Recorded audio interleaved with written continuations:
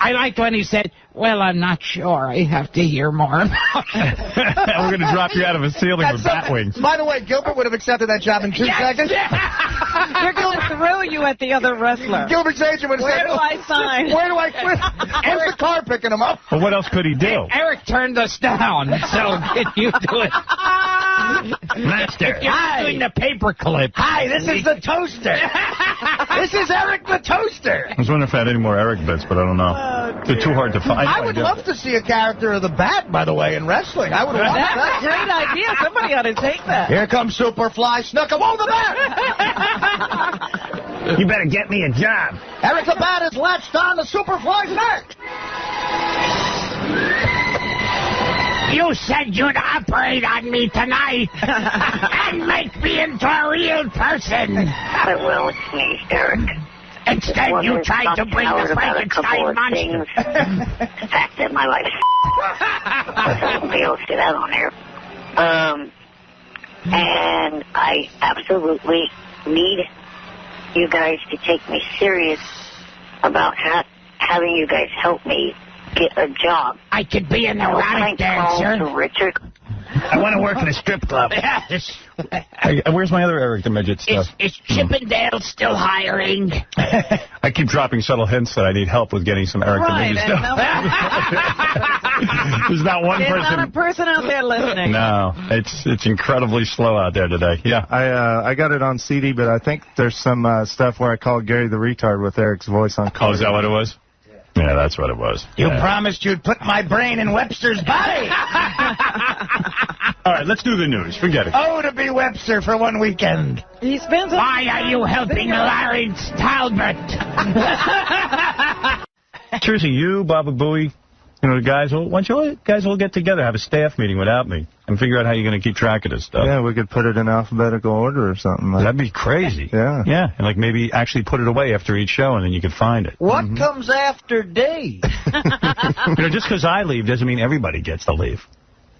They stay, but they still don't organize. No, I don't know what they do. Let's see. Eric the Midget, Fa-Fa-Foey.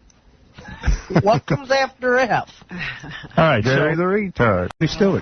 Captain Jenks just made his first Eric the Midget call. Oh, okay. Already he's at it. Yes, Captain. Yeah, I called C-SPAN and did my first Eric the Midget call. All right, let me hear that. Ways and strengthen our border security. Philadelphia, good morning. Good morning. Eric the Midget sucks. Let's go to Staunton, Virginia. You're next. That's my first of many, many Eric the Midget calls I'm going to do. How does he do that? I love the fact that, when Captain Jenks has to do something, it's straight to C-SPAN, where there's no screeners or nothing. Right, he wants to get it on urgently. C-SPAN is his go. Right. What is it, Eric? Hi, I was calling because earlier I heard... Oh, you're not supposed to be calling anymore. Oh, yeah, I thought you'd stop calling the show. Last time. Well, I decided to go against that. But anyway, earlier you were talking about Cheney and all them doing whatever they could to get out of the Vietnam War. Well, a little news story last night on the news.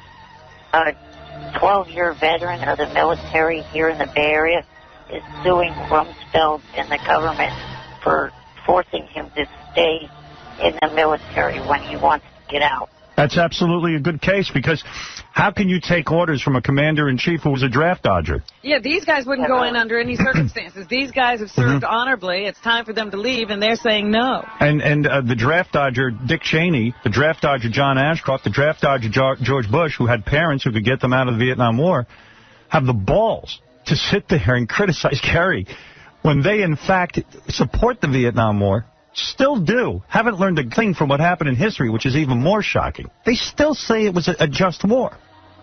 That shows you how insane they are. And on top of that, they didn't even serve. They just blew off there was a draft. How can you have your commander-in-chief be that draft dodger? Hearing what I heard earlier from you. Not in wartime. In wartime, you got to have a warrior. And it ain't George W. Bush just because he parades around in a military outfit. Right. We're at war. If we're at war, give me a commander-in-chief that the troops say, okay, at least got a guy who served and wasn't a draft dodger. But, George, listen, you can sit there and go, well, he was in the National Guard. No, he was a draft dodger. Call it what it was. And you know what? I was too much of a pussy to serve, and so is George W. Bush, and so is John Ashcroft, and so is Dick Cheney. They're not man enough to admit they're coward. And hearing what I heard Cowards. earlier. Cowards. And then they set up, they had the balls to set up their own guy, John McCain. Yeah, they have the nerve to attack people who actually did serve. When are we going to start standing up to this guy? When are we going to start saying this is a joke? The guy's going around like Saddam Hussein in a military outfit so he can pretend he's an aircraft pilot. You got to be kidding me with this guy.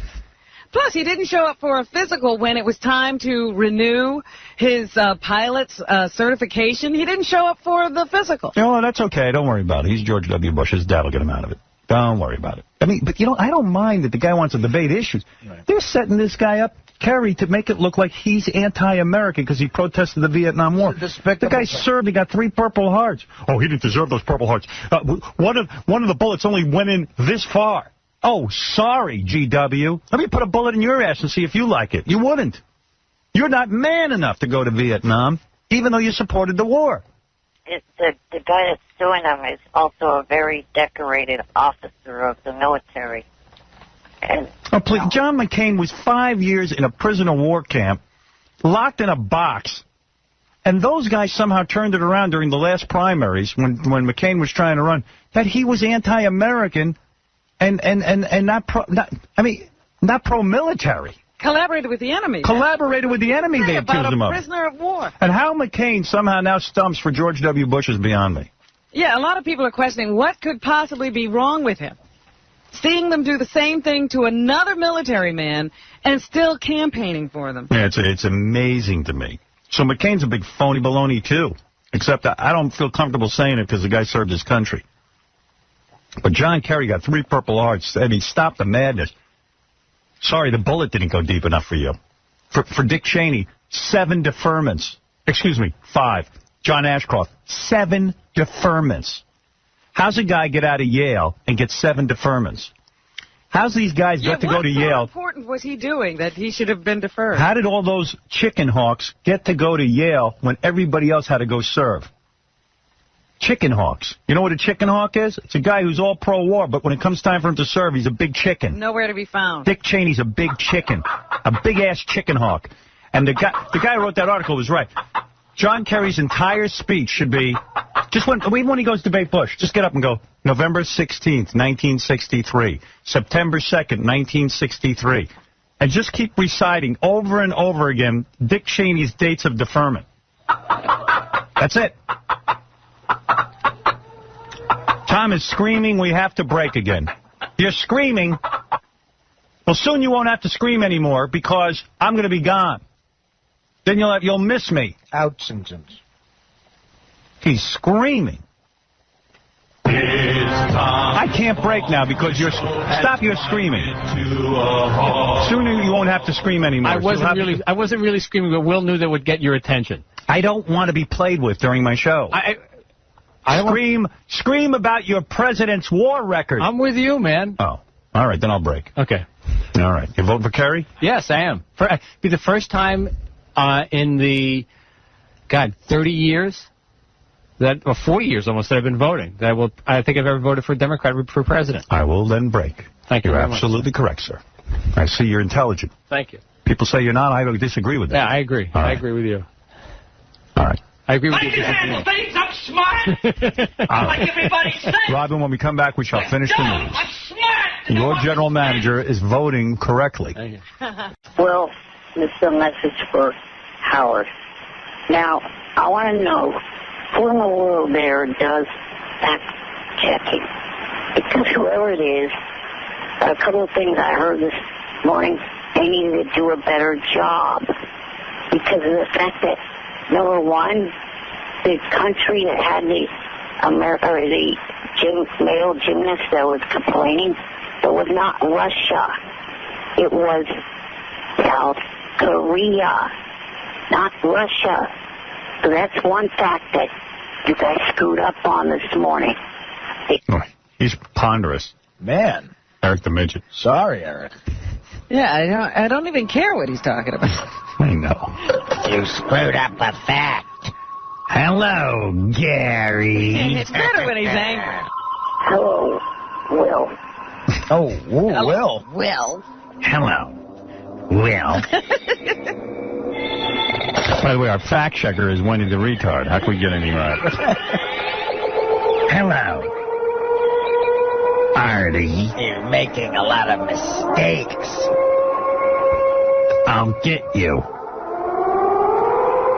How about Eric the Fag? No. Eric the Homer. Eric the Homer. How about that, Eric the homo?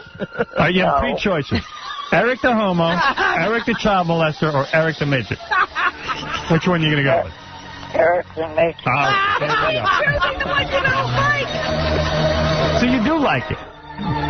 Well, no, but I'm not a homo and I'm not a child molester. You are a midget. You are a midget. I'm a little person. Eric the little person. That doesn't have a... That's Not not good. funny. That's not good. I'm Eric, the little homo. That's like calling King of all blacks King of all African Americans. It doesn't work. Right. Eric the Hobbit. He's not a hobbit, though. He looks like... What do we call you, Elijah Wood? Plus the phone missing All right, I got to go. I'm doing an interview with John Hine from Jump the Yeah, you're Show. interrupting John's interview. You're being rude. Unless you can tell us about Monk on USA. All right, maybe we'll call you Eric the Rude, because you're rude. Yeah. Oh, just real quick. The phone messes my voice up. No, not Eric the Homo. Eric the child molester? No. Eric the Fag, yes. Eric the Fag? No. Hey, Eric. Yes. This is Eric the Midget. This is your last appearance on the show. Why is that? Because speaking of Star Jones, I intercepted an email that Eric sent to Star Jones. He wants her to legally represent him so he could sue me. What? Yeah. So what are you calling for? Because he's insane. That. What? How did you get that? I get everything, dude. So it's true. Yeah. So get off our airways. What do you want? First of all, you got to be dumb as a wall. You keep calling me. How are we harassing you? We don't call you. And he's calling today. He's pissed he was got a prank. High-pitched Eric called him to prank him. Uh-huh. But he gave permission for it to be played on the air. You're out of your mind, Eric. No, And Eric, no one knows who you are. So he wants to sue me because we call him Eric the Midget, but no one knows who he is. Yeah, you could go out in the street. Nobody calls you that when you're rolling around. We don't even know if you're a 6'5" guy who walks. I'm just going by based on what you told me you were a midget. no, I never referred to myself as a midget. Well, you told me you're a little person. I called you a midget. That's what we call them. But how can you sue someone if no one knows who you are? And How have you been harmed? And you call into a radio show. Hello? I'm here. So you're So you're busy I'm giving you money and all this other stuff, and then you badmouth me to everyone. And you're writing a Star Jones. I wrote it to Access Hollywood that was going to be going on to The View. What? Nancy O'Dell was appearing on The View. And you wrote that you want to sue us? Yes. So why are you calling us today? And for the whole thing with the permission... Permission to sue us? No. The permission about the prank call. I gave Richard Christie the permission, and after I had left the messages saying that I did not want the... You're insane. call. You're insane. Stop calling us. You Leave us alone. just want attention, man. Remember a few weeks ago you said you weren't going to call anymore, yet you've not stopped calling? I'm going to sue you for harassment. No. Oh, you don't like that, huh? And guess who we're going to call? Access Hollywood. Perry Mason. Perry Mason. And then he also wrote to Michael Powell from the FCC. all our arch enemies. You're trying to align yourself. A real wonderful guy, aren't you? I'm forming an alliance. So we're done with you. So you are the evil character we portrayed you to be. You are the bad. You got to read his letter to Star Jones. He goes, "Dear Miss Jones, you're a lawyer. Howard Stern says I'm an evil midget. I'm not evil and I'm not a midget. So sue him." I don't know what you are, but you might be insane. Eric, if you were famous, maybe she'd write you back. Yeah, you weren't on the red carpet last night, were you? So he's not interested. No. All right, here's High Pitch Eric. This is your last time. I'm done with you unless I get an apology. Where's my apology? I'm sorry. Are you sincere? Yes. Say, Howard, I'm never writing another person again about suing you. Howard, I'm never writing another person again about suing you. Mm. That's nice. Sheesh. I can't believe that. Thank you, Eric. Well, maybe I'll drop my lawsuit if you drop yours. After all we've done. I didn't even get it started. If you're lucky, maybe next year at the Red Carpet, Star will wear you around her neck. How much? It's a midget. This is a summer midget? It's a summer midget. I'm wearing a midget. What's that on your shoulders? A midget? The summer midget. I ate him. Now I'm wearing his skin. All right, here is High Pitch Eric calling Eric the Midget. Here we go, Eric. Hello? Hello, hello. High Pitch, what do you want? Listen, I heard you on the show today. I want to help you change your name. How about Frank the Midget? That doesn't make any sense. Are you listening to me, you little High Pitch. There's only one room for Eric on the show, and that's me. High Pitch, get a brain. Hello? Hey, Eric, I'm sorry, okay? Yes. I don't want this to get out of hand. I'm Jewish, and I will sue you. For what? For having my name. No. Could you put your pants down? Grab your package for me. No. Please. I won't eat you if you do. How big are your balls? High Pitch.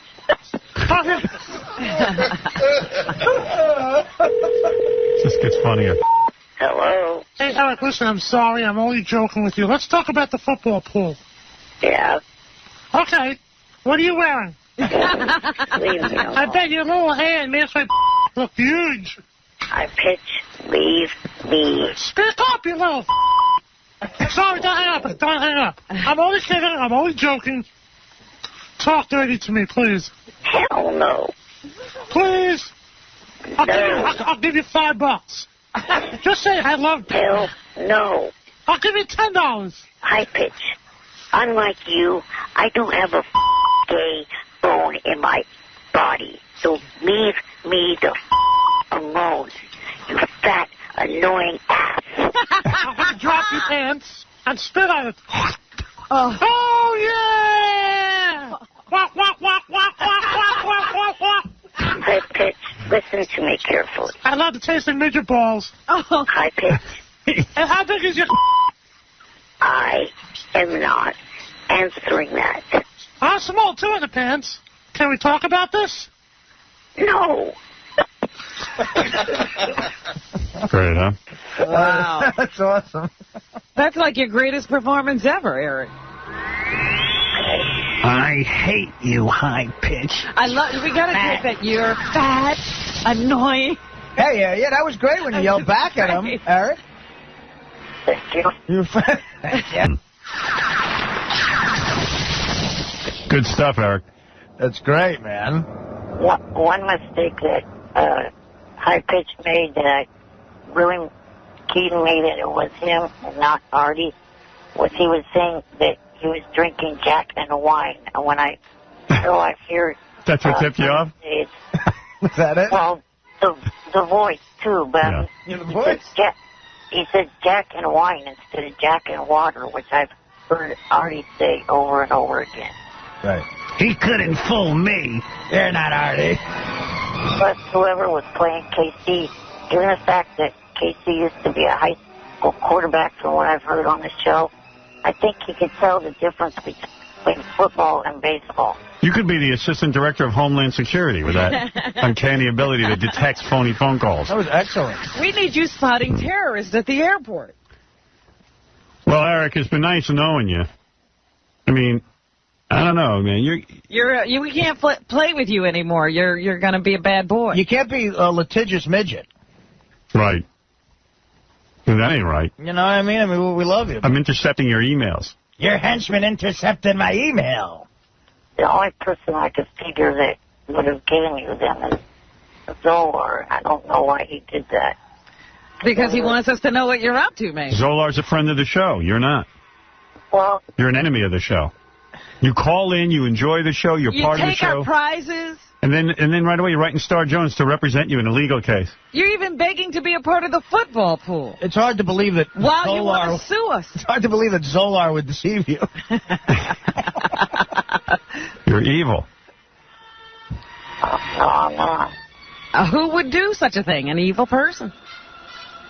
I was just someone that gets tired of being made fun of. Well, then don't call in. You don't have to call us. Your logic is bizarre. We never mention you until you call. You call in. Last Tuesday I was mentioned on the air, and I didn't even call in at all that day. Yeah. How is that? You're a midget with a weird voice calling the Howard Stern show. What do you think's going to happen? Yeah, it's no secret here. I mean, what judge is going to... We'll throw this out of court in a second. Why waste the court's time? Hey, can you speak to Eric the Midget? He wants to talk to you. I'd be happy to. All right. Kid's really messed up. Treat him like a human being. Not like your employees. No, hold on. Eric, go ahead. You're on with Dick Clark. I'm going to make your dream come true. Hi, Eric. Good morning. Good morning, sir. I was wondering if I could ask you a couple questions about the awards show in American Dreams. Yeah, this kid, he sits at home. You know, he's in a wheelchair. TV is his life. And he's like 2 feet tall. So, Dick, don't make fun of him. All right, what is your question, Eric? I'm taller than that. Tell Dick what you're wearing. He wants to know. I noticed that Kelly Clarkson is going to be presenting at the awards show. I was wondering what award she's going to be presenting. Eric, I don't, in all honesty, have the vaguest idea. This thing settles in around Saturday. It finally takes form, so somewhere along the line we'll know, but right now I don't have any idea. You mean you're not fixated on Kelly Clarkson and know everything she's going to do? You mean, Dick, you don't have posters in your room of Kelly Clarkson and you don't sit there and worship her? Hey, guys, what I'm saying is we got 30 presenters and we juggle the schedule. I don't have any idea. Wow, I got 30 presenters and I juggle the schedule. Wow. Hey, Eric, in other words, Mr. Clark is saying... Get a life. Kelly's no big deal. Kelly's not a big deal to him. She's giving out the award for Best Midget Stalker. Notice he knew what Janet Jackson was doing. Right. Kelly Clarkson's B-list. Also, I noticed that. I noticed that. What else did you notice about the American Music Awards? well, also about the show American Dreams. I'm a big fan of that show, and I was wondering if there would be any chance that I could, be on an episode of it. What, as a Vietnam vet? I'm wondering... Eric, you're auditioning for a part now? Yes, Mr. Clark, I'm wondering if... What could he play? I can play Batman's arch enemy. An anti-war protester. I would like to play an anti-war protester. Oh, my goodness. Eric, anything is possible. Yeah, in other words, let me interpret for you, Eric. Mr. Clark is saying there's not a chance in hell. Once he hangs up this phone, he's going to forget you. He's going to go to his fabulous life in his mansion and forget about you. You got a better chance of playing center for the Clippers. How many of Dick Clark's productions have you seen midgets in? Okay. 2 minutes ago you said be nice to this man, be kind and gentle. He's a human. Well, you're being horrible to him. You're not giving this guy any hope. Yeah, give him a part. I said there is always a possibility. We read between the lines. He can't even get to you. There's Where no are you going to find Eric, don't listen to these Hey, Dick, when's the last time you put a production starring a midget? We didn't have any starring roles. Exactly. We had little people in a lot of our shows. No, you haven't. Oh, yes. Name a show you had a little person. Big Burn? Big Burn. Big Burn. I don't remember that. I said I beg your pardon. Oh, beg your pardon. What show is that? I don't remember that show. Eric, there's not a chance. Mr. Clark isn't into hiring you. Well, I'll break it to you. He's trying to be diplomatic, but there's no room for midgets in his world. Yeah, you don't really fit into an anti-war protest anyway. Yeah. How do you know? You didn't, I'm just interpreting how do you you. know that there wasn't actually little people at anti-war protest? Because I've seen pictures and I never saw a little person. Hey, LBJ. Hey, LBJ. How many kids are going to kill today? Hey. Is that it? There were little people, I but also wanted to know... I'm against the invasion of the Mekong Delta.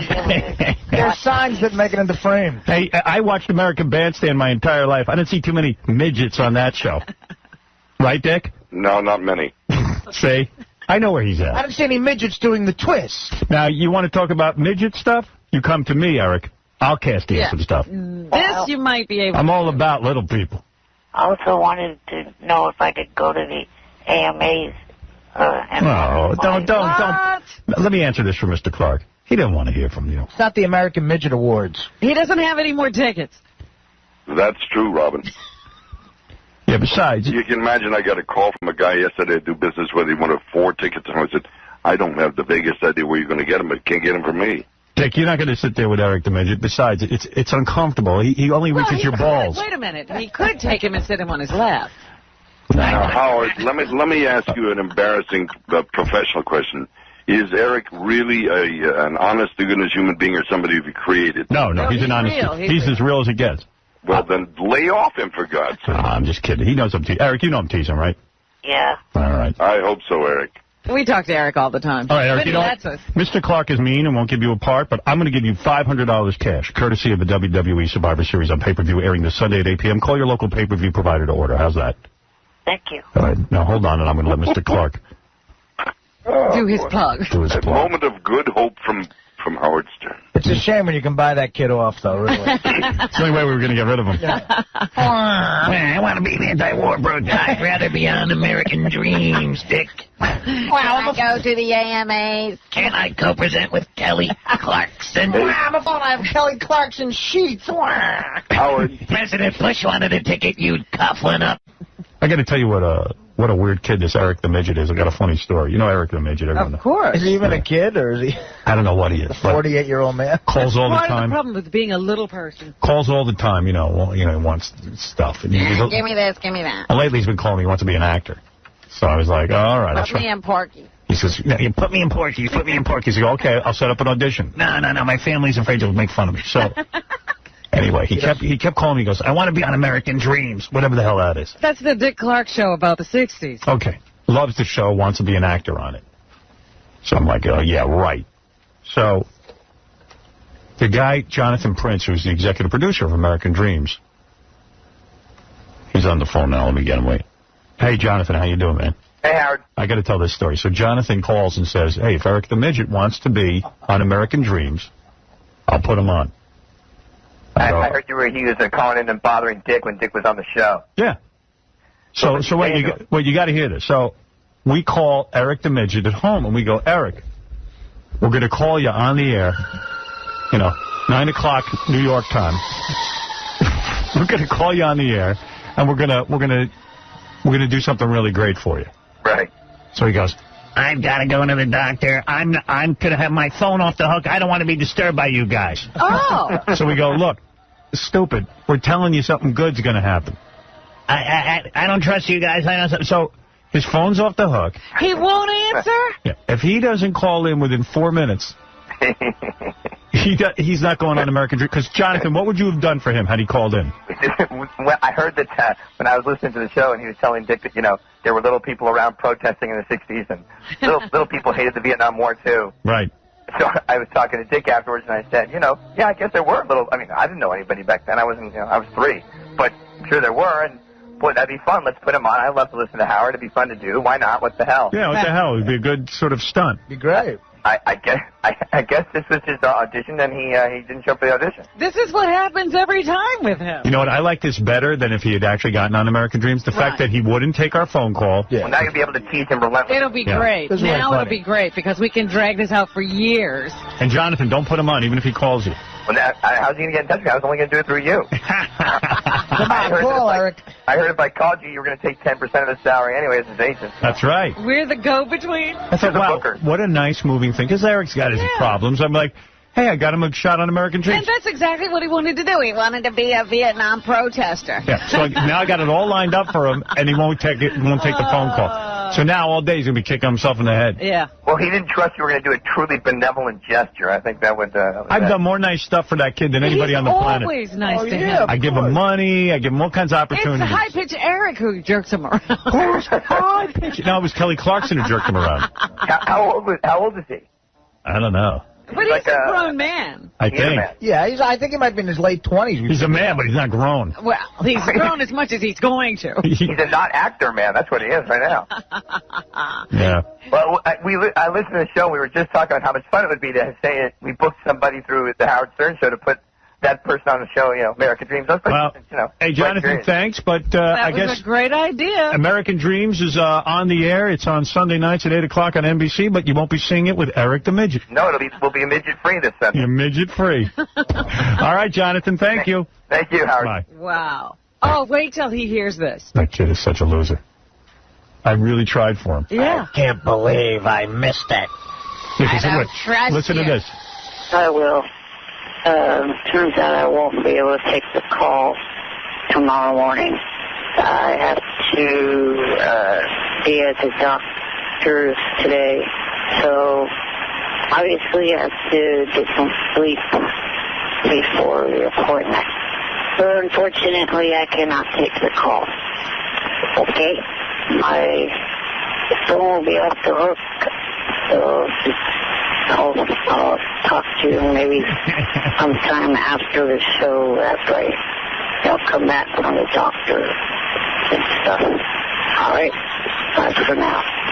He's going to call later. He's going to call much... Oh, this is funny. This is so great. What? Hey, Eric.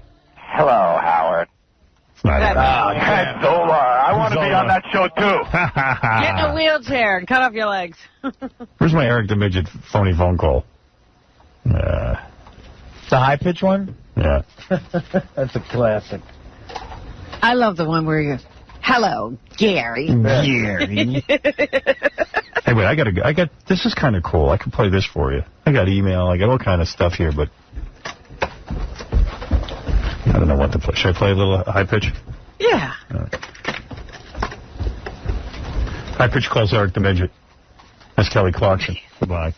Oh. Man. And now you missed out on being on American Dreams. And now, a Howard Stern audio birthday greeting. Hello, Stern. This is Eric the Midget. I know over the years you've made fun of my fantasy girl, Kelly Clarkson. You've called me an evil midget, and you repeatedly put down American Idol. But today, for now, I'll let it slide. Have a happy birthday, Stern, until we meet again. Bye for now. Wow. Hey, Eric the Midget. Your nemesis. I will bring you a brain for the creature.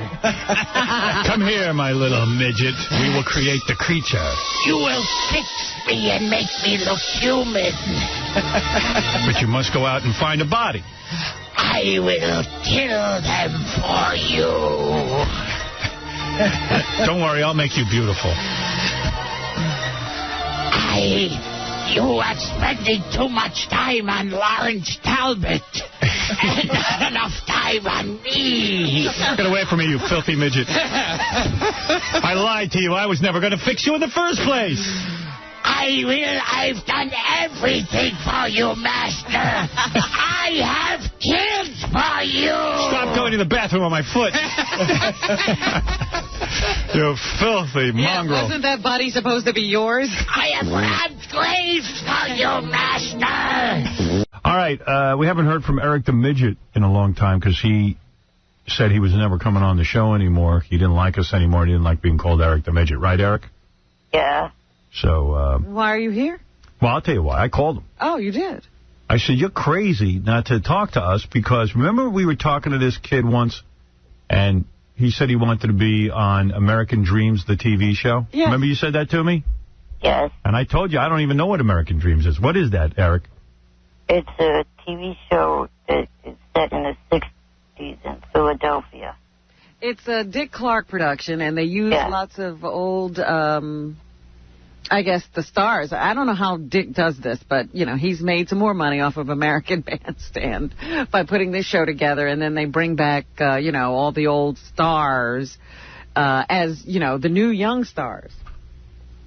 They bring back the old stars as the new young, like who? New young people like Ashanti would come on the show and be Dionne Warwick. Oh, I see. It's like the story. Kelly Clarkson was on as somebody. Brenda Lee. Yeah.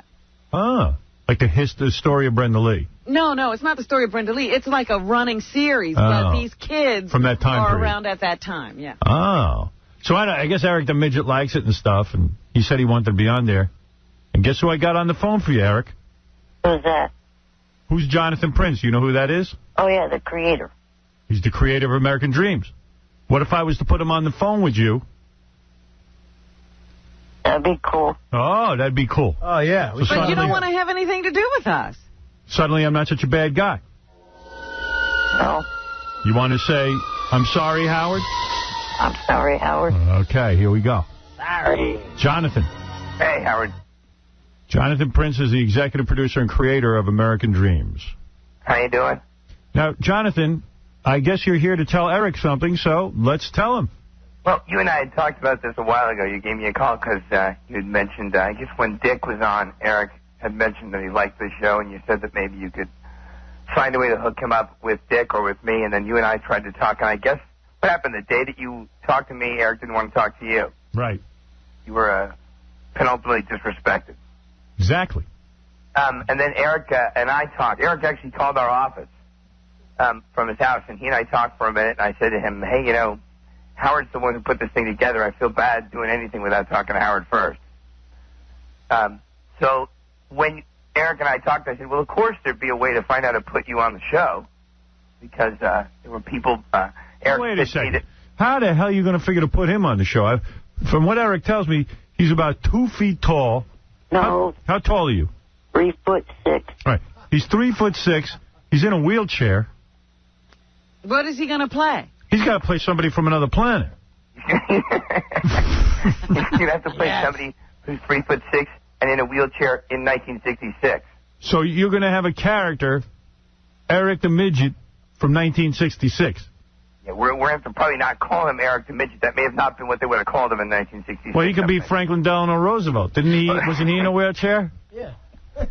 We just did, you know John Legend? No. You know John Legend, the guy, this R&B star, Songbook. We just played him as Stevie Wonder. So taking a current person and playing them as someone historically is what we do. All right, but what are you going to do? How are you going to work in Eric the Midget, who looks like a visitor from another planet? Eric told me that one of the things he felt like was important was that back then there were lots of people who were against the war, against the Vietnam War, even little... Now, there you got something. He looks like a guy who got his legs blown off in the Vietnam War. So you could put Eric in a wheelchair as somebody who was either against the war or who had been hurt in the war. Because Eric, would you want to play somebody who was anti-war, anti-Vietnam War? Yes. Now, you see, that sounds reasonable to me, like somebody who was in the jungles of Vietnam. He wasn't in the jungles of Vietnam. And got blown up. Yeah. But, Eric, aren't you very sickly looking? No. I thought someone sent me a picture claiming to be you. I don't know if it was you, but... Howard, you've never met Eric, huh? No. You don't look like someone who could have been in Vietnam, from the picture I saw. I don't get the picture of a guy who's been in Vietnam. I think he's got to play someone from another planet. You mean it's the alien who visits Philadelphia in 1966 and says to Dick Clark? Yeah. I have an idea for a show called American Bandstand, Dick. It's going to make you very rich. Eric, would you play a guy from another planet? No. Why? Because I wouldn't. All right. He doesn't do aliens. I got to tell you something, though. You got to admit, I'm pretty great, Eric, because I got the creator for you on the phone, Jonathan Prince, willing to come up with some kind of role to fit you. You don't seem that thankful. You hear the gratitude overflowing, Howard? You don't seem that thankful to me. No, I am. I got to tell you, I'm a little disappointed in your reaction. I mean, what I've done for you here has made your American dreams come true. Yeah, this is what you said you wanted more than anything. Yeah. Eric, maybe he doesn't believe you. No. Eric? I'm just not sure. I'm not sure I can play a soldier from the Vietnam, because he doesn't look like the kind of guy who could have fought in a war. I don't know what kind of bomb that would have been that hit him. What's he got to say? Maybe you play a guy whose brother got blown up in the war. Yeah, that I could. There you go. But what about, like, you got to give him speaking lines. Don't just put him in the background. No, you got to put him in. You got to put him in a chair, front and center. Like, for example, I know you haven't written a script yet. What is something Eric would have to say? Let's hear him do it. Someone would have to ask him about why he's so angry about the war. And then, like, he would have to say, my brother was there. That's all he's got to say? Well, I don't know yet. I'm still fooling around here. You want to write it with me? Come here. All right, what would you say for you? My brother was there, and what else? My brother was there. That's the first line. Yeah. We may have to go piece by piece on this one, Howard. My brother was there, and I can't reach the milk. Eric, let me hear you say, my brother was there, and I can't reach the milk. My brother was there, and what? And I can't reach the milk. My brother was there, and I can't reach the milk. That's not a lot of feeling. Jesus. I don't get that you're angry. You're ruining Jonathan. our words. Yeah. You're All acting of a a sudden, little... the writing staff of the Howard Stern show is pissed off about the kid reading their lines. Hey, do you think you can work Kelly Clarkson into this episode, too? Because Eric really wants to get down with her. I'm not sure her brother was there, and I think that she has no problem with the milk. Why don't you try something like this, Eric? My brother was there, and I pleasure myself to Kelly Clarkson. Yeah. No, that won't work. Yeah, Kelly's Brenda Lee in this. Brenda Lee. Why don't you say this? My brother got a venereal disease in Vietnam, and then he was blown up by a landmine. But be upset. Be like almost crying. Let me hear your act. Say that. Why would I say that? Because it's part of the movie. That's the storyline. You're protesting and you're pissed. You're like, my brother got venereal disease in Vietnam, and then he was blown up by a landmine. On his way to the clinic? On his way to the clinic. Let's see some of that. Let me hear you do it, man. You're upset. And action. My brother was in Vietnam, and he got blown up by a landmine. What? Holy You mackerel. changed it completely. Changed my line. Not the first actor in Los Angeles to change someone else's words. Try this. You're out there protesting. First of all, that was a terrible read. You were very lethargic. Say this. Hey, LBJ, how many midgets brothers have you killed today? It's a slight adaptation of a very famous cheer. Hey, how old are you? I'm 29. Not you. Jonathan. I'm 45. Huh. It's not quite my year. Eric, say this. My brother got clapped from an Asian whore. Son of a bitch. But do it with emotion. Is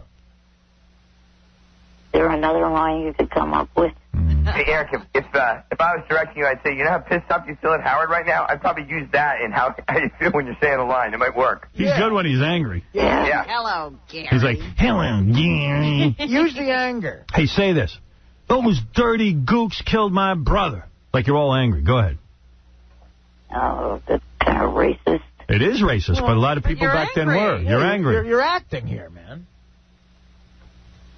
Those gooks killed my brother. Oh, that's terrible. Whoa, calm down. Calm down, man. Jesus. You went crazy on that one. Tone it down a little. Really? I mean, that's racist. Those gooks killed my brother. I've got a necklace made out of gook teeth. How about this? My brother was cooked like a hot dog by napalm in Vietnam, and I'm angry. Nice one. Thank you. Nice imagery, Howard. Thank you. Cooked like a hot dog. That's how people talk. He had those grill marks and everything. Yeah. So what's the deal? You going to give Eric a job? I am. I'm not sure I'm going to use cooked like a hot dog. I have to think twice about that. What's a job like this pay? I mean, if Eric has a couple of speaking lines, I mean, is there decent money in it, or what is that? Oh, I think nowadays it's probably for the day it's like $900. Oh. How's that sound, Eric? Pretty good. No, pretty good. For a day's work. Where do you live, Eric? Up near San Francisco. We got to get down to L.A. Yeah, they're not going to bring you down. But you got to get to L.A., dude. Yeah, I Find a way to do that. I mean, it is an acting job. Yeah. And we have to find a way to put him in a wheelchair that looks like a wheelchair from 1966, right? Yeah. Yeah. How about that? How long is your hair? You have real long hair or short hair? Short. Hey, guys had short hair back then. Yeah. I was just saying we could put him in a wig. How are you going to get to L.A.? You know what you could do? Drive your chair there. You start out now. When do you need him by? Hitchhike. Mike, you're on with Eric the Midget and, of course, Jonathan Prince, executive producer of American Dreams. Yeah, Howard, I got just the role for him. Can't they make him like a talking hassock? You know, like a footrest? A talking footrest? Yeah. What about that? Would you play a talking footrest? No. Why not? Would you want to play an ottoman? An ottoman, there you go. An ottoman. That's more respectable. A talking ottoman. Right. There's no such thing. What are you trying to be funny? Everyone's trying to be funny, but meanwhile, you got an acting job, my brother. I like that he went from he wouldn't play an alien, but you thought he might consider a talking ottoman. Yeah. This kid drives a hard bargain. Eric, did you watch American Idol last night? Yeah, What'd you think? there was some pretty bad ones. He loves American Idol. Oh, yes. He can't wait until they get to the real competition, right? Well, the audition rounds are pretty funny to watch. Yeah, but you really like to set your sights on a girl and see how far she gets in the contest. Yeah, I'm looking over at Juan. Joe, you're on the air. Hey, I know what happened to Eric in Vietnam. What? All right, so he was, we used Agent Orange and all sorts of chemicals over there, right? Right. So Eric was this crack soldier. He was sent over there to assassinate somebody or something. And we used these chemicals on the gooks to make them taller. Make a lot of noise? What are you saying? No. Oh, you mean you have a door and you can close it and jerk off? Yeah, I don't think there's a lock on the door. You don't think there's a lock on the door? Pretty sure. So get it to not sign. Well, once you close the door, was your roommate barrel in? Sometimes, Yeah, depending on what time of day. Well, tell him he can't be doing that, man. You need some jerk-off Right, time. all you need is a little sign that says, don't bother me now. Did you ever Everybody say to needs jerk-off time, man. How old's your roommate? Same age. So then say to him, hey, I'm going to go jerk off. Don't come in. All right. Hey, let me ask you something. I just thought of this. When you threw out sent you, aren't you afraid the garbage man will find your trash can and think... No. What if he sees it in there? And then he goes, oh, Eric. It's in the... There's still houses being worked on in this new area, and it's in one of their dumpsters. It's like an episode of Three's Company. Are you saying no one can trace it back to your house? It means, though, that someone, the garbage man is looking going, someone in this area... You should have written a note on it. Look, I'm not... This was sent to me. Just throwing out. Because what if the guy traces it with fingerprints, and he sees Eric's fingerprints? That's not my palm print. You won't have my fingerprints. I was the one that opened it. My roommate opened the box. And he wore gloves. I better wear gloves so when I handle the... They won't see fingerprints. Well, what they'll say, Eric, is, boy, that guy's pretty... It's sad. That guy has to open up Eric's... How do you know the garbage man doesn't know it's your garbage? You're saying there's one giant dumpster for the community? There's still houses under construction. So my roommate put it in one of their dumpsters. Oh, so he said, I'm not putting this one in our dumpster. I'm going to get this to another dumpster. Right. Wow, look what went on with this. They're trying to get it as far away as possible. So you mean he could have put it in your dumpster, but he chose not to because he didn't want to be accused of... Right. Wow. Listen to the thought that went into this. I was only kidding. Did he throw out at night so no one could see him throwing it out? Pretty sure he did. Yeah. Did he wear a disguise? You were a stocking mask. And a hoodie? You realize what we did by sending... Like he had to dispose of it? Uproar. Wear camouflage pants and use night vision goggles. It's like Gets all over the place, like... he was like trying to get rid of a... You know? Like, where we dispose of this... If someone said, right, I would drive like 8 miles away and... You put it in the trunk of your car and bury it. Look for a place to... Then what happens if you get stopped and your car gets searched? Yeah. And it's full of gay porn? And you're in living hell. You're in a living hell. Buddy. He rolled the carpet and dragged it out. Took it out on a boat and put chains on it. There you go. Drowned it.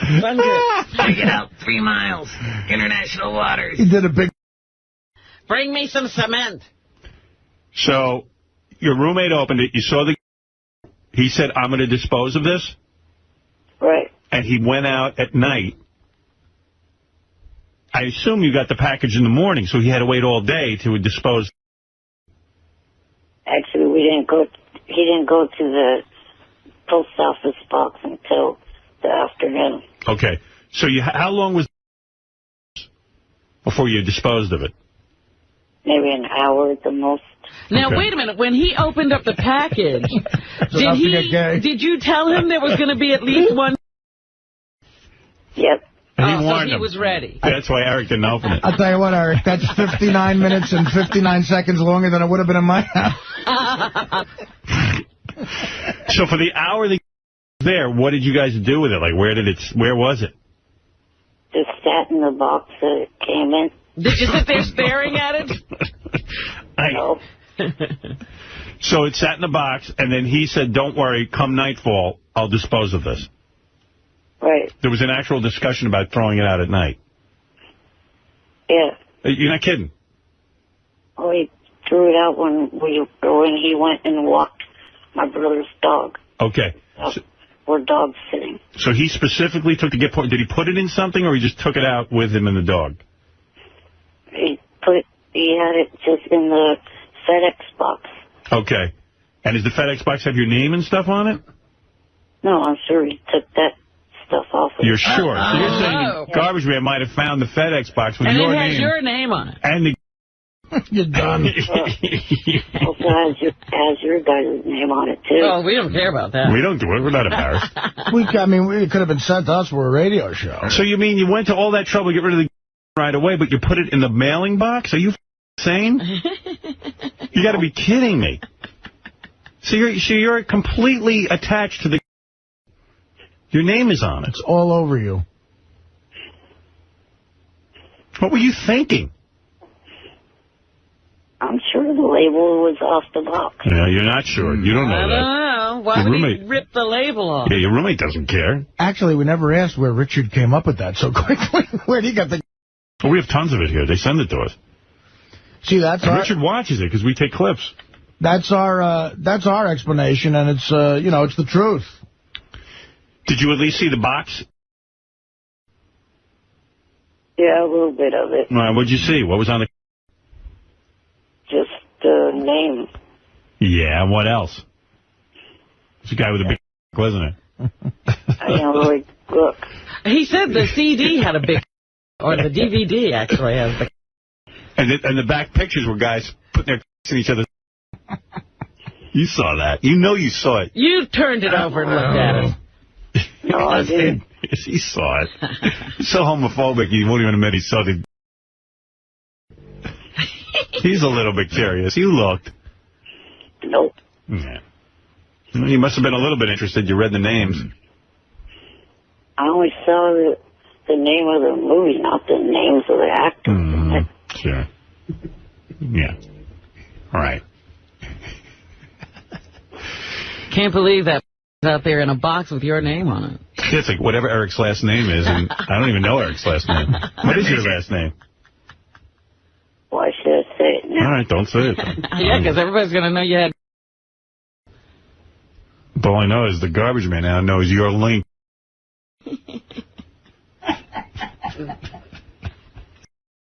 I didn't know. I knew the guy had problems. I didn't know he was gay. Oh, Eric's done with this one. You always wanted your name to be changed. Now it is. Eric the Gay Midget. No, seriously, Eric, the next time, wipe your name. Like, make sure that. Don't leave that to your roommate. Forever you could be linked. The whole neighborhood will be abuzz. A buzz. Your moves on the field. So, I don't understand something. What was the name of it again? The Jag 2. All right. Why did you choose Gigantic Titties 2? Because Brandon Taylor was Okay, that's your favorite. That's one of his favorites. All right. And so how much of the movie did you get to watch? I watched the whole thing. I can't believe that. So you mean you sit there torturing yourself, watch, but you won't shut the door to... No. Wow. How do you watch a whole...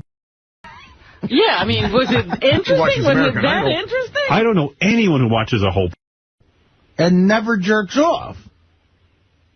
Did you get a boner? I was actually watching the other parts on Fast Forward. Did you get a boner when you were watching this thing? Yeah. What other parts did you watch on Fast Forward? The other actresses.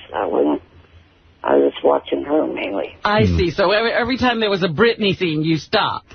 So how many hours did you wait between viewing the film and then... Oh, yeah, my roommate just told me the name tag was ripped up in another garbage can. Yeah, right. So you're telling me he took the name tag off the FedEx box, ripped it up, put that in a separate... So he didn't even want the ripped up garbage. I don't believe this. I'm not buying. I have no reason to be lying to you right now. Hey, you don't want to see him gay. No, I'm just saying your roommate's probably doing a big cover-up. You mean to tell me he put that in separate garbage pails? The name tag, the ripped-up name tag, and then... Never happened. Oh, Fred, what... No. It never happened. Jesus. You're a midget. You're in your bed. You're going to trust some guy? He probably just threw it out in the front trash, and they're going to find it. He's lying to you. Sit back there and shut up like you usually do. It'd be funny if like, the roommate You don't want to face the truth, do you, Eric? Put a big sign on the door. No, and he just left it propped up by the door. Oh, no, they're going to paint my door now pink. But, Eric, you got a boner. What do you do with the boner? What, you just stand, you don't jerk off? I mean, you just sit there with a hard-on watching the rest of a... What's great is a gay garbage man rang the doorbell and went, do you have a boner right now? I mean, you know, Hi, you have any extra trash inside? I've never... I love Daddy's discipline, too. I didn't realize you collected gay... That'd be great. Not everybody likes. No one knows I'm gay, but I can see I can trust you. Get out of my room. Do you work out? That'd be cool if the garbage man was gay. Yeah. He's like, hey, I saw that movie, too. It's my fave. What scene's your favorite? So when you watch the movie Big Titties 2, what was your favorite scene? Like, what did you like best? I mainly liked watching Brandy. Doing what, though? Blowing a guy or getting laid? They must be doing things with the breast. So what do you like best?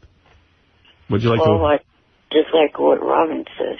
Yeah, they're effing the breasts, I think. Oh, titty. That's what you like? Yeah, but I focus just on that. I don't focus anywhere else. Right. In other words, he doesn't even see the man's... Oh, I see. That's how straight... I don't see his balls swinging back and forth. He's so straight. That he doesn't see the guy. No. I don't see his taint. See, now you're protesting too much. I didn't even see the guy. I didn't see his... He shot his load. Who concentrates that much? Oh, that's funny. You're like people who don't see skin color. You know? Like you don't even see the guy's ball sack. You don't even notice.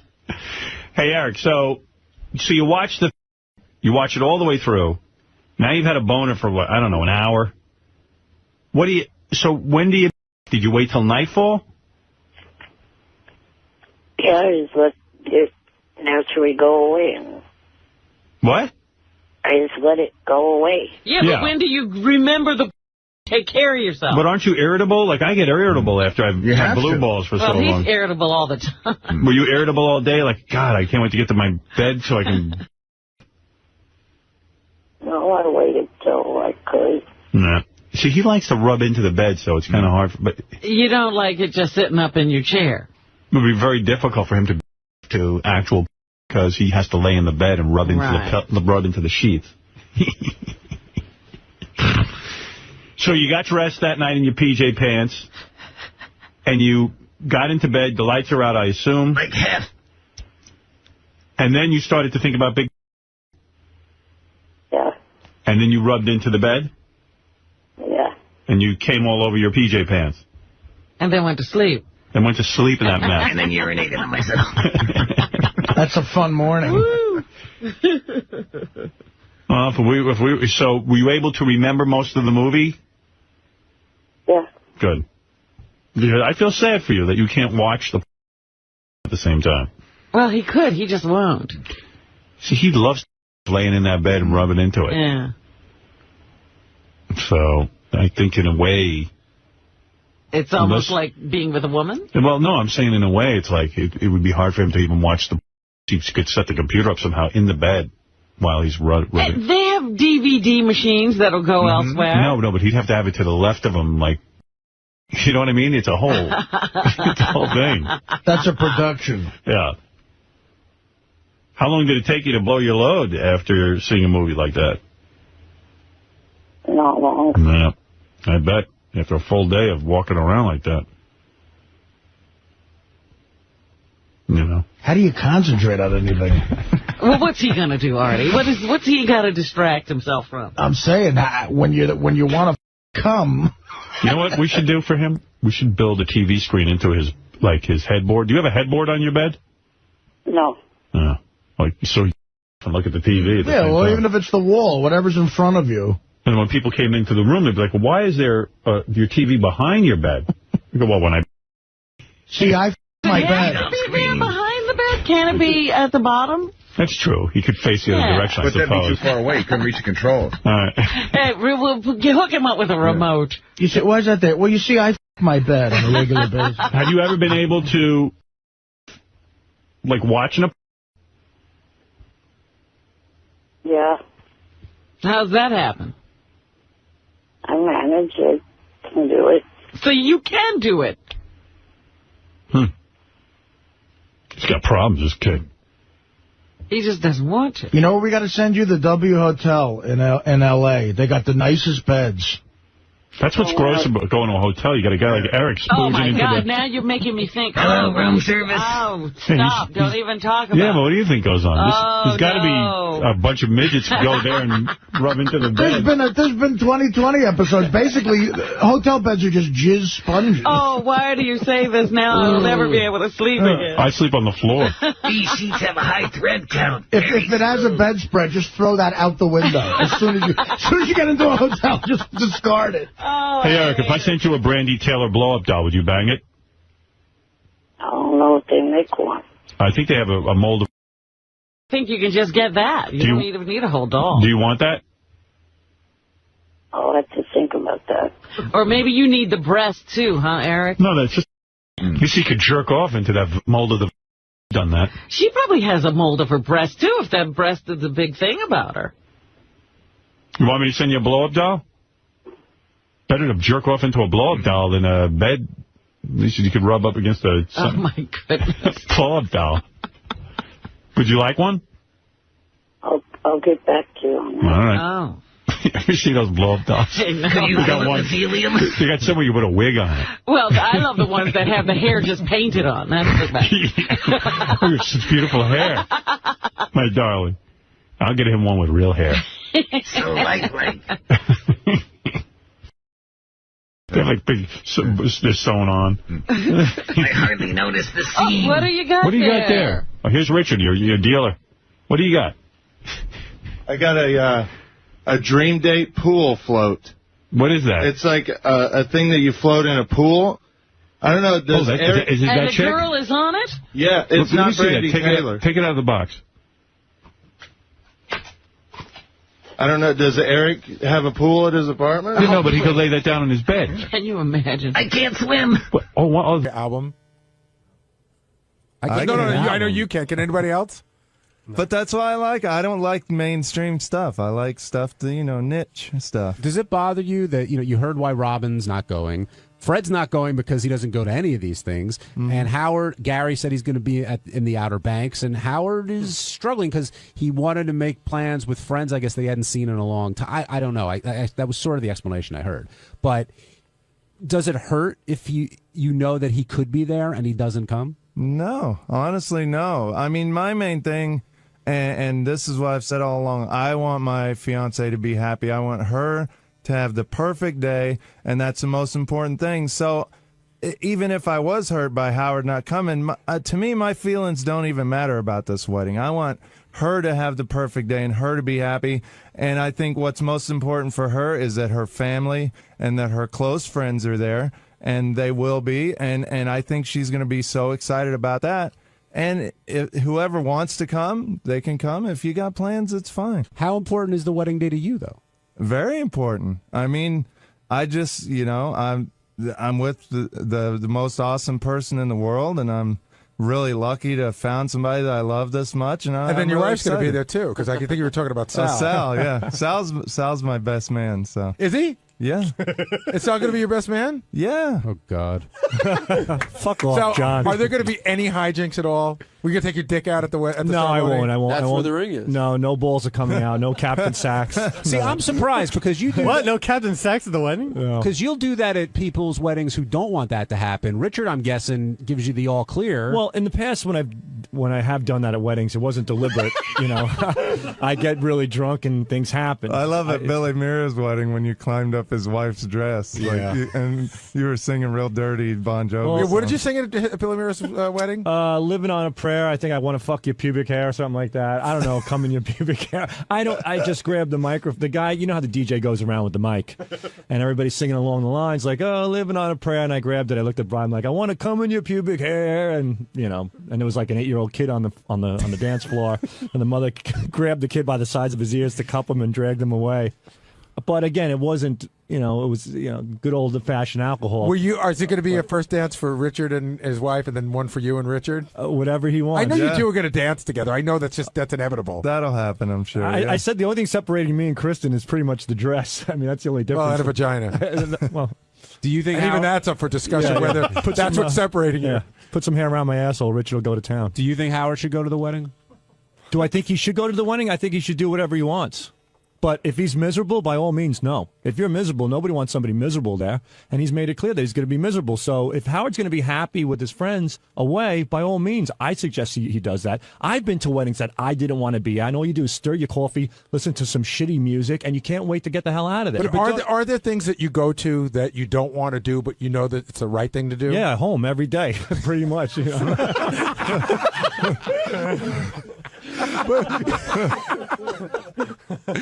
But you stirs his coffee at home every day. Yeah, I do. Yeah.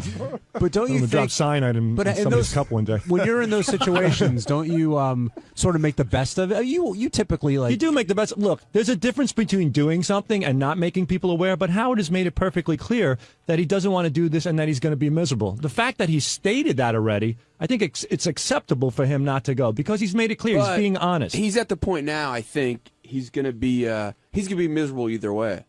He's going to be miserable if he goes. Not miserable, but you know what I mean. He's like, why do I have to do this? Why do I have to do this? But if he doesn't, he's going to be like feeling all guilty and like, I should be there. But he shouldn't feel guilty because we don't feel bad about it. My fiance, I mean, honestly though, my fiance gets stressed about this because when Howard kind of makes fun of our wedding and she gets really bummed out about it. So it probably is better if he decides not to go because I don't want her to be stressed out that he's here. That he's at the wedding. Does it matter to Kristen? Like, is she at all like, oh, it's embarrassing if he doesn't come, or is that no big deal? No, that's not a big deal at all. No, she wants, the people that want to be there.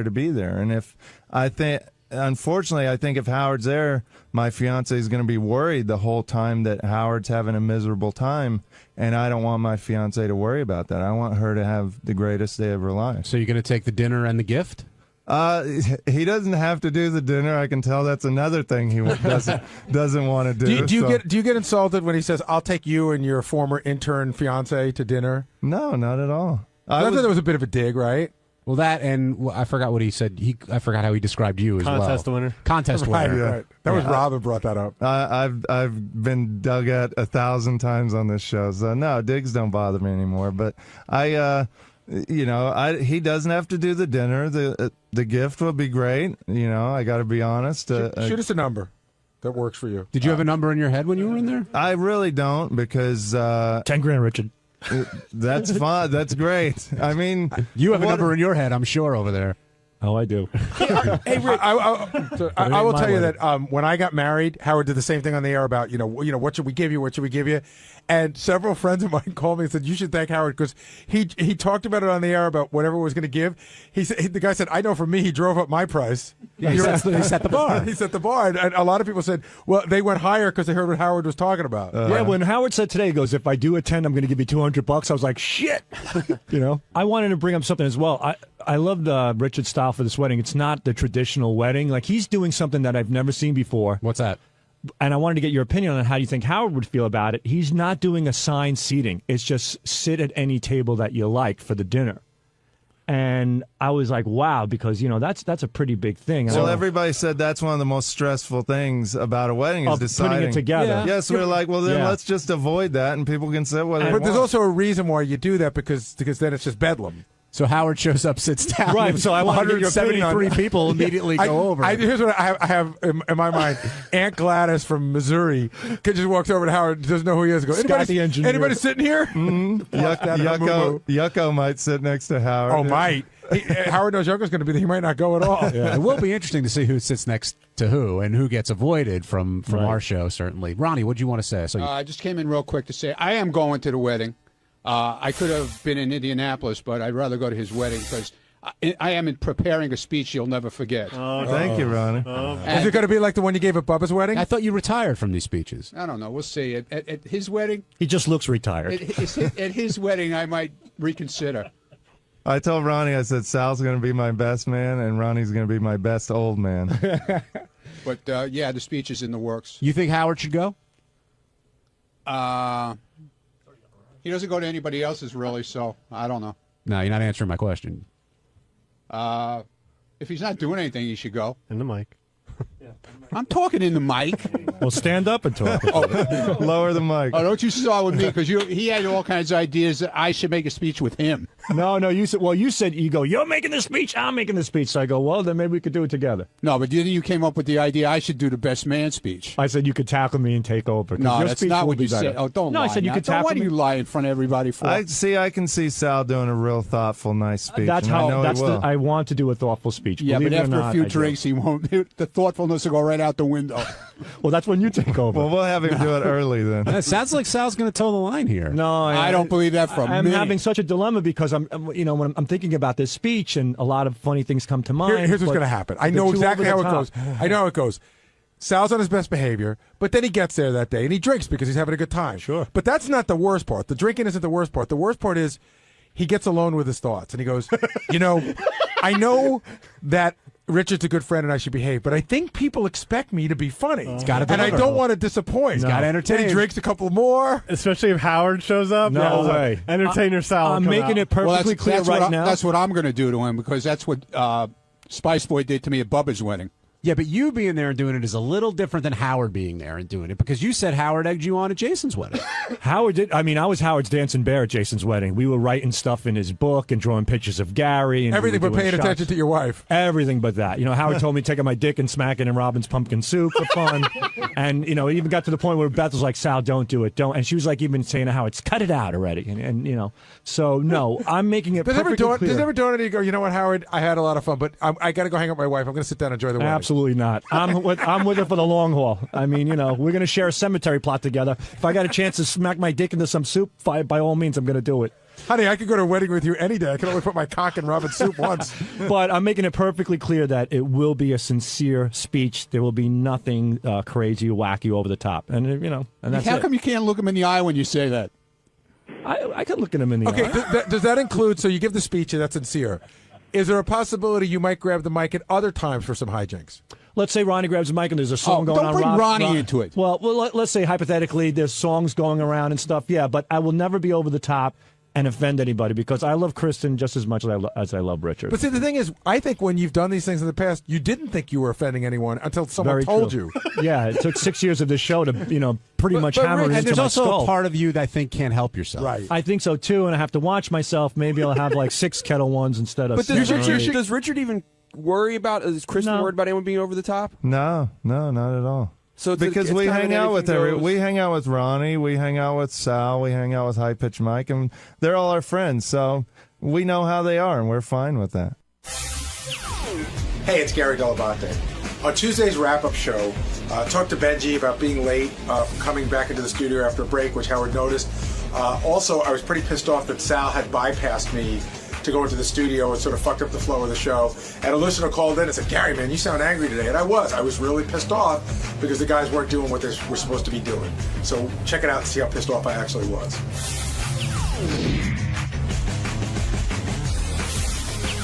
Benji can't get back into the studio after a commercial. And Benji, today, did you have like a medical appointment out in the halls, or were those guys here to shoot something for Howard TV? Can you explain what was going on? Yeah, the doctor, Dr. Jonathan Gordon, and his. You don't have to name him every plug time. him. It's Just and his enough hot already. assistant Carly. I just said don't fucking plug him. Oh, okay. Well, don't. In other words, ignore we that don't- said Carly and Dr. Gordon. We don't need names. Sorry. Just tell us a story. Okay. Why were they here? Yeah, I'd like to know. No, because I'm sort of. This goes to the next thing on the list, which is Sal bypassing me, which I'm sort of irritated that all the shit's going on that I'm unaware of that makes me look really bad to Howard. All right, I'm sorry. That included. So why did you need to be out there today?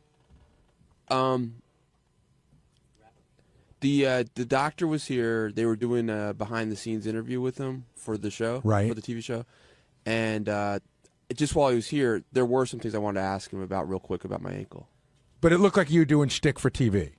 Okay, but Well, I'm asking you the question because if there are questions you needed to ask him, it's different than you're doing shtick for TV. No, I was concerned. Like I asked him if it doesn't hurt too much, is it bad idea to walk around as much as I want, or should I try to keep it completely immobile? Did you invite them up during the show purposely, hoping that maybe there'd be some? I thought they would have fun up here. Right, but why don't you tell me that? Invite them up? What are you talking about? I'm asking. I don't know. It was Howard TV invited them up? I guess so. Yeah. So you didn't know he was going to be here? Well, when they did an interview with me yesterday, they said, "Oh, we're doing an interview with them tomorrow." All right. So Again, I can't. You can't get a straight answer out of Wait, Benji. wait. What did I It's very answer? simple. Did you know he was coming up today? I happen to know. Yeah. Okay. Did you know he was coming up in the morning? I happen to know that. Yeah. Okay, great. That's what. How did you find that out? How did you know? I know. I didn't know it was going to be in the morning.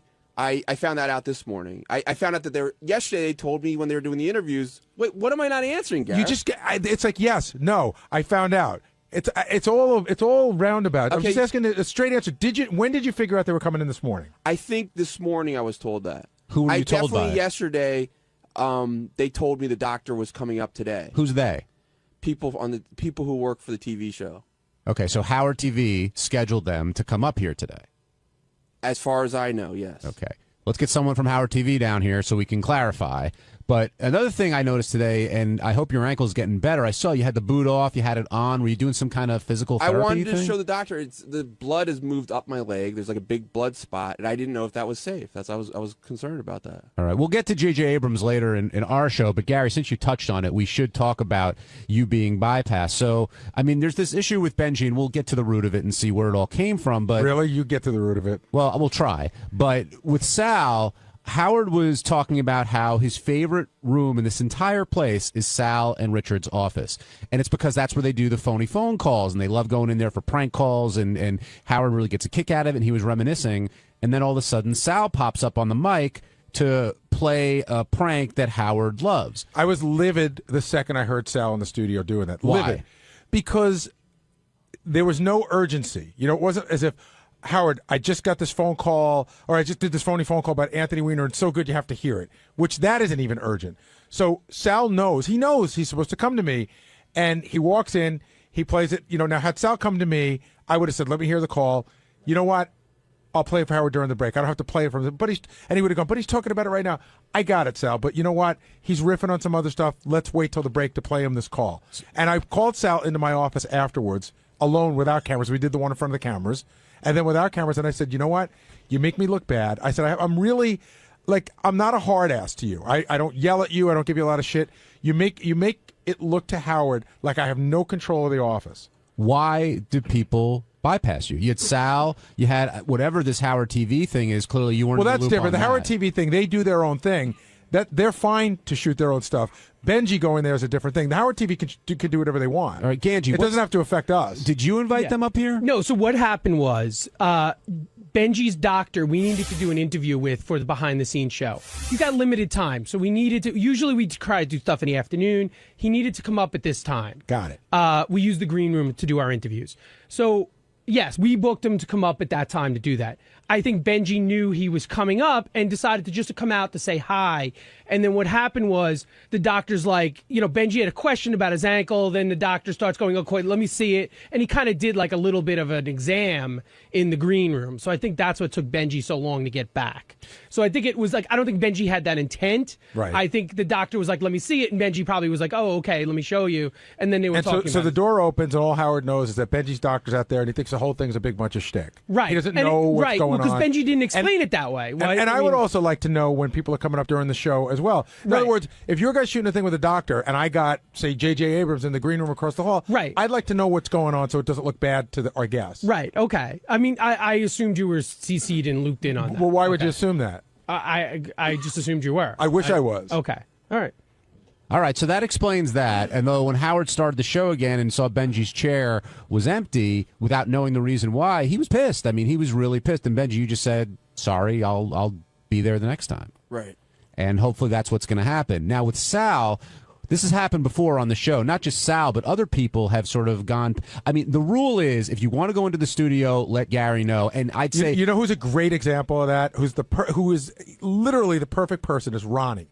Ronnie always comes to me, sticks his head, and goes, he's talking about this. Can I go in? And I almost always say yes, and sometimes I don't.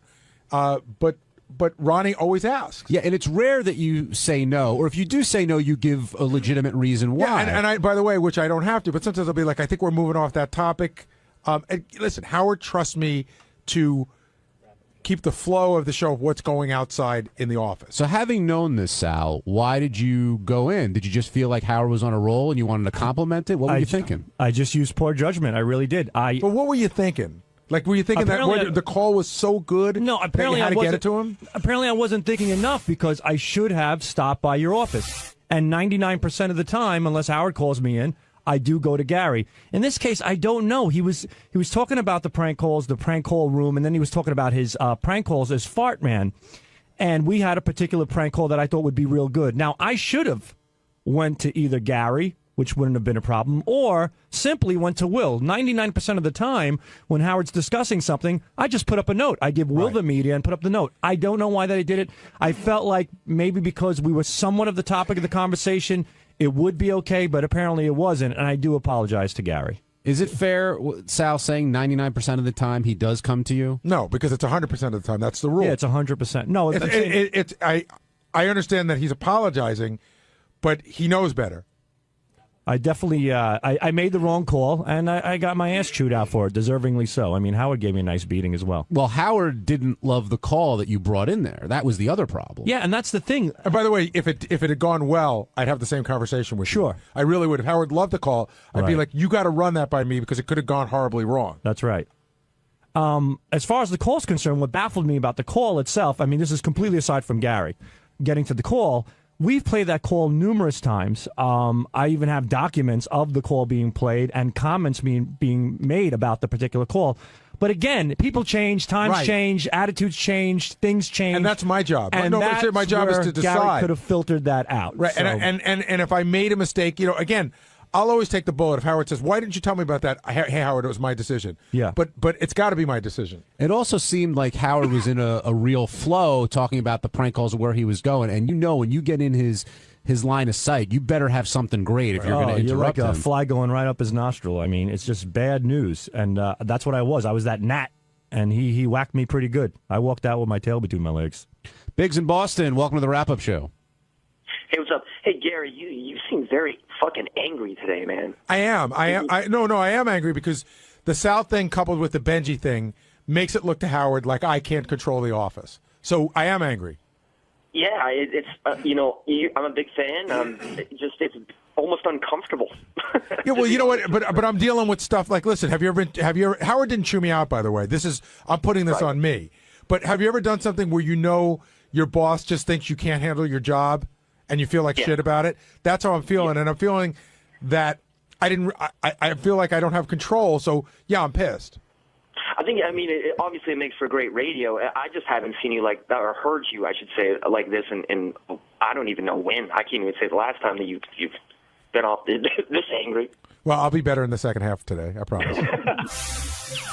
On Wednesday's wrap-up show, we had a girl in here earlier in the day. We were smelling our armpits. So when we got on the wrap-up show, we started smelling armpits.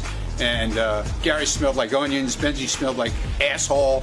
And then I smelled like the greatest ever because I was wearing my Mama deodorant. So check it out and see what it's all about.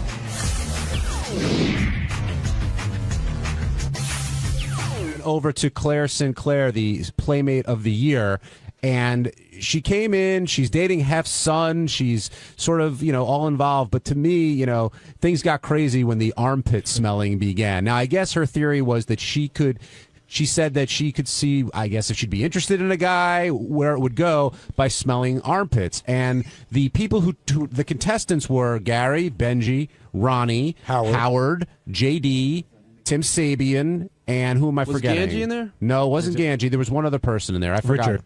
Richard Christie. How could I forget that? And her use of adjectives, I thought, were quite interesting. JD started, and you figured, who knows where it was going to go with JD, and he did okay. But then Howard went next, and she described Howard as odorless. A ghost. And Howard seemed flattered by that at first until she said, and that has zero to you're some kind of weirdo. And right. I thought he was really taken aback by that. Yeah, anybody is when when you're on the shit end. This is how I played it. She said I had an onion smell, and the only thing I could think of is I leaned in so hard on her that my mouth was near her mouth, but I haven't eaten onions in weeks, so I don't know what that was. But I'm going to go, Howard was a weirdo, and Benji smelled like an asshole. Yeah, what was that I'm about? the best of the worst. Well, yeah, in my mind. Being oniony. Yes. Yeah. By the way, was it musty? Richard was musty, but and gross. No, she said musty and gross. Tim was very 80s. Old Spice. Old Spice. That was so funny that Tim was old. But Ronnie came off as what? Ronnie? What? Mambo Man, and a little bit of BO. But she liked that, I guess, because it was natural smelling. That's what she was saying. I think what she said about Howard, that's what I would want to go for. I would love to be odorless, and I don't know why that's. I don't know why she thinks odorless is weird, but I think that's I think you don't want to smell too much like deodorant. You don't want to smell like BO. Are you happy with the way you were assessed in there? Does it make a difference? Right. Yeah. How does it make a difference? Well, it affected Howard. What she had said. It didn't affect. I mean, it affected me at the time. It was like, oh, cool. I'm one of the cool guys in the contest now. You know what I'm saying? But as far as anything else, what the fuck do I get out of it? It's very unscientific. You know what I mean? I'm not going to go home and go, oh, my God, how can I scrub the onion off my armpit? Were you upset the way she described you as assholey?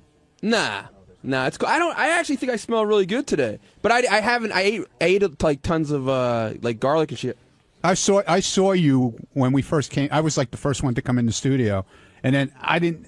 They hadn't picked you to be one of the guys until the end. Yeah. And I saw Benji sitting over in the seat, and he had his arms up in the end. He was smelling under his armpits. I like the way it to see what he smelled like. Garrett, check me out. No. Come on. No. I'll check you out. Can I check you out? I don't want you. I'm so curious now. Aren't you curious to smell Gary's armpit? Like, you want to see if he smells oniony? Gary, I won't bullshit. Okay. I just. You could smell my armpit, but I'm not smelling yours. Okay. Thanks. I mean, be honest, Benji.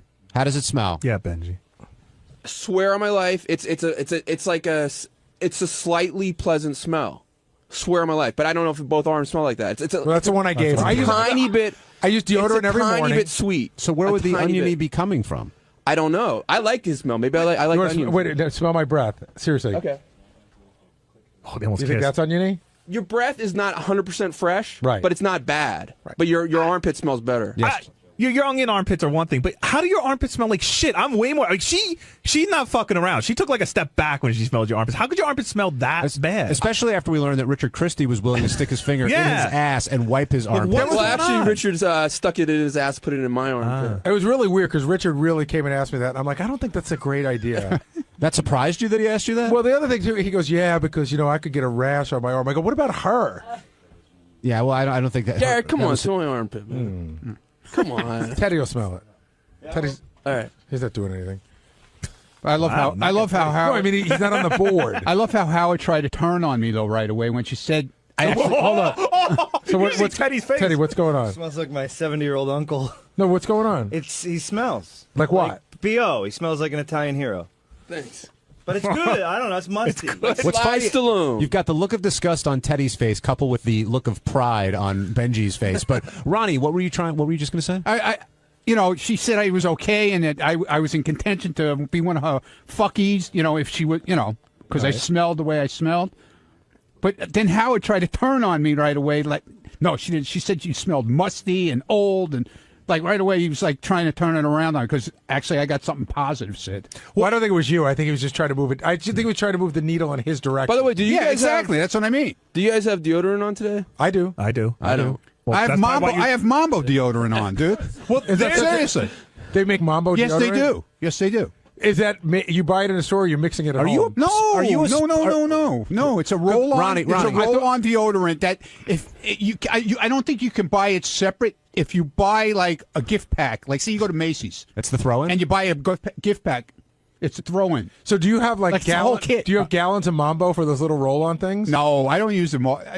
Are you a spokesperson for Mambo? I wish I was. Stockholder? I should be. I don't think they're making it anymore. Yeah, didn't right? we find out it closed down? No, they didn't. No, it's made by Claiborne. Okay, number one. It's not on the market in stores anymore, but you can buy it online, or you can sometimes like if you go to TJ Maxx, like one of those shithole places, they have it. Sometimes they'll buy like a truckload probably, right, and they'll sell it. You know. Do you, I think like Ronnie might get it from Mexico. You know what I mean? Like Great Market. Listen, I guess does it make you think when you can't find it in stores that there's something? No. It's you can still buy it online at like all of these perfume supply places and all this nonsense. That's where I get it from. And it's shithole places, to quote you. Well, whatever. I mean, TJ Maxx. I mean, you know, they buy stuff in quantity. And they put it up for sale real cheap. Did you start with the Mambo perfume and then got the deodorant, or did you get them all at once? No, the first time I got Mambo, I got it as a gift, long time ago, just a bottle. Okay, then I really liked it. I had been in the store and I saw they had like a gift set where it comes with Mambo cologne, Mambo aftershave, Mambo deodorant, and Mambo after shower gel. Or Mambo shower gel. What about Mambo bar of soap? No, Mambo shower gel. See, my weekend deodorant is Mambo. Okay. My during the week deodorant is Gillette. Why? Because it lasts longer. I noticed that the Mambo doesn't last as long. When did you realize that? Because when I started to stink. So Gillette during the week, Mambo on the weekends. Will had told me it was a possibility that I might be in there to get my armpits. So you prepare. So I put the Mambo on. The Ronnie sense. And I got it down in my car. I got a little travel one. Like when I go to India this week to do the Rick's thing, I'll take that and put it in my travel bag because it's small. Was the travel size Mambo part of the gift pack? Yes. Okay. Mr. Mambo. So on weekends, but sometimes in the gift pack they give you a large one, and sometimes they give you a small one. Do you buy these gift packs for yourself? But they don't have the gift packs anymore. You can't get gift packs. But did you used to buy the gift packs? No, for yourself? I got them as gifts. I understand that, but because people knew I liked Mambo. Like my son would buy it for me, say for Father's Day. My wife would buy it for me for my birthday. You know, I mean, no disrespect to Mambo, but I had never heard of the brand until you mentioned it on the show a few years ago. Oh, it used to be in the stores all the time. So when you put on the cologne, let's do Gillette during the week before we do Mambo on the weekend. Where do you put it? Do you spray all over? No. We're talking about the cologne, not the deodorant. Okay, so deodorant, you just armpits and that's it. Yeah, what do you think? I roll it on my body? I don't know. What about the cologne? That would be the cologne goes on my neck. Just on your neck. That's it. A drop, a splash. How does it work? During the week here, at work, so it's not too crazy. Right. 2 sprays. So you do it like a chick. But weekends at Indy. Yeah. At Rick's. Yeah. Half a bottle probably. No. But I spray up a lot more. Get that horse smell. Hey, because they love it, man. Benji, did you see the dancer chicks? They love it. I'm telling you. Did you I see? get more compliments about that shit. Go ahead, Jason. Come on. Go ahead. Benji, did you say you didn't wear deodorant today? Nah. Do you normally not wear deodorant? Sometimes I do. Look, what is that about? Well, clearly you smell I need to good. get some more Tom shit because I don't like to use the chemical-y shit. Yeah, but listen, you're a sweaty guy. Thanks. You are, and then you sweat, and we're like, why wouldn't you wear deodorant? That's like almost like not brushing your teeth. No, I brush my teeth. No, but I understand what Jason's saying. I usually wear deodorant. I didn't today. Oh, well, you just said you usually don't. I knew we were doing the thing today. Yeah, but I thought that was the weirdest thing ever with that girl today. A 20-year-old girl trying to figure out how she's going to fuck a guy by smelling his armpits. That's a lot of studies say, like, I always thought we should do this on the show. I actually pitched it once that, like, a lot of women can identify their husbands by the smell of their shirts. Like, you could give them like 20 shirts, and they could tell you which one was their husband. Mine smells like Mambo. On Thursday's wrap-up show, we talked about the message that Sal left for Gary about being sick, and how it sounded a little bit shady, and then Howard called Sal shady on the show, and that really ticked him off. So we heard Sal explain himself in only the way that Sal can, and you can draw your own conclusions from that.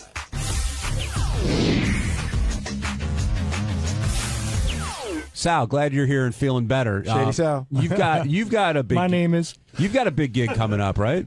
Yeah, this Saturday night in Hollywood. And you guys are just showing up, basically. Thank you, Jason.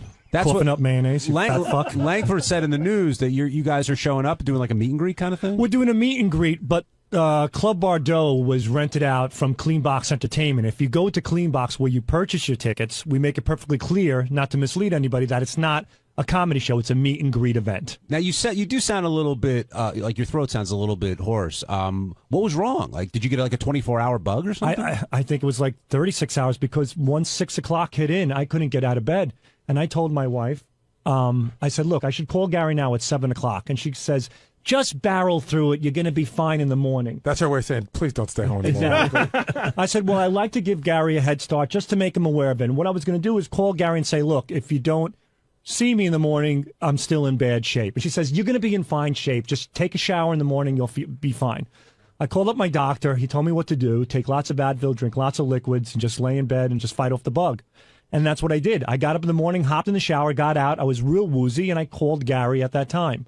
And I thought it was my responsibility because Gary's made it clear to me, look, get in touch with me. Oh, no, there's nothing wrong with calling me. Oh, no, and I thought I used good judgment into thoroughly explaining it. Did I over-explain it? Maybe in Howard's eyes. But Gary, as my boss, I think I had to do the right thing. But the funny thing is, what really pisses me off is that when I got off the phone in the afternoon, my wife came by. She goes, the way I heard you in the morning, you explained every single solitary move. She goes, it sounded so like you rehearsed it almost. And I go, you know what? You don't know how the show works. I intentionally did that to make him aware of the state I was in. I think when you got to the part about how you had to call Brian Phelan, I don't know why. I think that was completely unnecessary. I got up. I took a shower. I agree with you there. After hearing an explanation like that, do you think Sal is sick at that point? I don't doubt that he was sick, but I think that no matter how sick you are, you need to. People always feel the need to make themselves sound sicker, so that you really can convince your bosses why you're not coming in. Now, Sal, what after the over explanation, according to Howard, I mean, you sort of laughed that off, but then he said that you're awfully shady and something triggered in you. Yeah, because that's wrong. I mean, don't call me. I wasn't shady. Well, hold on. What does shady mean to you? Yeah, because you've been called a lot of things, and did you think it was racial? No. By the way, coming from the guy that calls you a pedophile every other week. But I don't call John a pedophile. When you hear the word shady, what does that conjure up in your head? Children call him a pedophile. What does that conjure up in your head? Sal, that's shady. It sure is, and I'm proud of it. I just thought it was like swarthy would be a good word. So you did think it was racial? No, swarthy's not a word. What's so funny, Gary? But you think so? So shady? You don't like him referring to your skin color? My skin, Gary. What the fuck is so funny? Mark that down. Did I say something wrong? No. You're perfect. I thought, it was just like... let's go back. Like shady, like a slimy scumbag, somebody, a manipulator. That's how I take shady. I mean, you can't, and I'm like... But if he would have said you're an asshole, would you have gotten just as angry? No, probably There's something not. about shady that just got you. Yeah, it's like that word gets under your skin. Who's called you shady in your life, Sal? Nobody really has, but... Shady's, call me an asshole, call me a scumbag, whatever you want. Howard does it all the time. He says it all the time. But Shady, he's implying that I deliberately lied. You're calling me a liar in this case. And that hurt. And it wasn't the case. And I think he knows more than anybody else. I certainly love being here. And that's why I made the effort to get up and get the fuck out of my house. Well, after hearing that message, though, and the way you did it, it did come across as shady. It came across that way out of respect to Gary because I thoroughly explained what I should be doing. Because one time I did not come in. I sent an email, and Gary made it perfectly clear. Listen, you call me up, you make me aware. And I did that. And did I overdo it? Yes, I did overdo it. I didn't ask you to over-explain. One time you just didn't call me. I didn't. I didn't say call me and over-explain. I just said you got to let me know when you're going to be sick. You just called Phelan, I think. You sent Phelan a text you called an message. intern. I called John Hine. You called an intern, and you told an intern to tell me you weren't coming in. I want to just know what's going on. Well, I assumed it was my responsibility to thoroughly explain it to you. And, You can't foul me for doing something where I was thoroughly explaining No, it was just, myself. we're not mad at you. It just sounded funny. Well, if Gary, I know you're not mad. If Gary hadn't told you to do it that way, what would your phone call have been? Like, how would you? I would never. To me, it's shady to go, "Hey, Gary, I'm sick. Goodbye." Like, what? That just sounds odd. I just wanted to thoroughly explain to him what happened. This never would have happened if I didn't listen to my fucking wife, and I would have called Gary at 7 o'clock. Everything would have been fine. So this is your wife's fault. Oh, yeah. In this case, it is. You know what I'm getting? But what I'm really getting out of this whole thing is there's two people who don't want to be in the same house together so badly.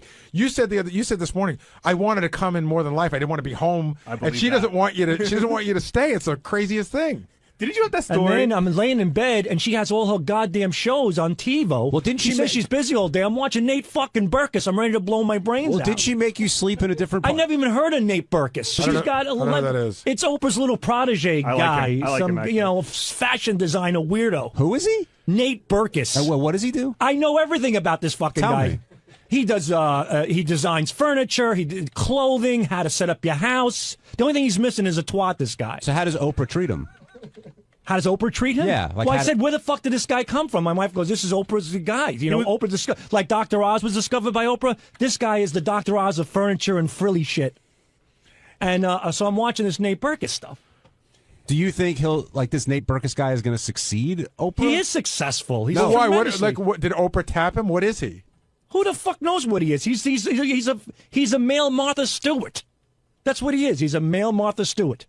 So how is he going to become the next Oprah then? I'm confused. No, Oprah tapped into this guy. He's kind of like, he's very successful, and apparently at what he does, women love him. He's like the male Martha Stewart. He has this stupid show that catered to these fat soccer moms that are sitting around picking their twats all day, and he talks about rearranging your furniture and your clothing and how you should look and how you should groom yourself. Just a bunch of garbage. Anyway, I'm subjected to this during the day. Believe me, I'd much rather be here having fun and doing my work than being home. I didn't want to be home.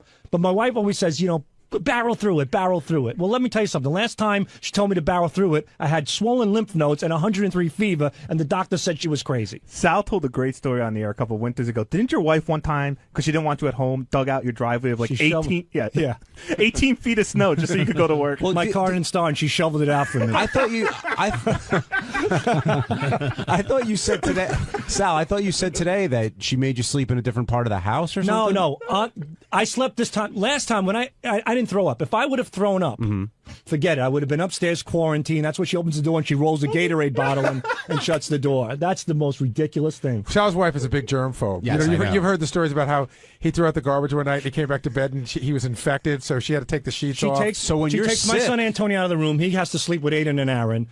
Antonio's room's quarantined. The window's got to be cracked, even if I'm freezing to death with the chills, because the germs will circulate and go down the stairs and hurt everybody. So I have to sleep with the window cracked. She opens the door, she takes Gatorade, and she rolls it towards the bed and slams it. And she throws did she throw a box of toilet or Kleenex in there? Well, everything that I need. It's like a prisoner getting, bread and water. I don't know why I never noticed this before. Antonio, Aiden, and Aaron. 3 A's. If you had a girl, would it be an A, like Anastasia or something? Maybe. And I'm asshole. But is there a reason for the A thing? It started off with Antonio because I have to name it. I named him after my dad, and then she wanted to go Irish, so we went with Aiden, and then Aaron, which is Jewish. I don't know where that came from. When you were looking for the third, because she spends money like Elvis Aaron Presley. And I feel like the beaten down husband. So, but when you went for the third name, did you only look at A names?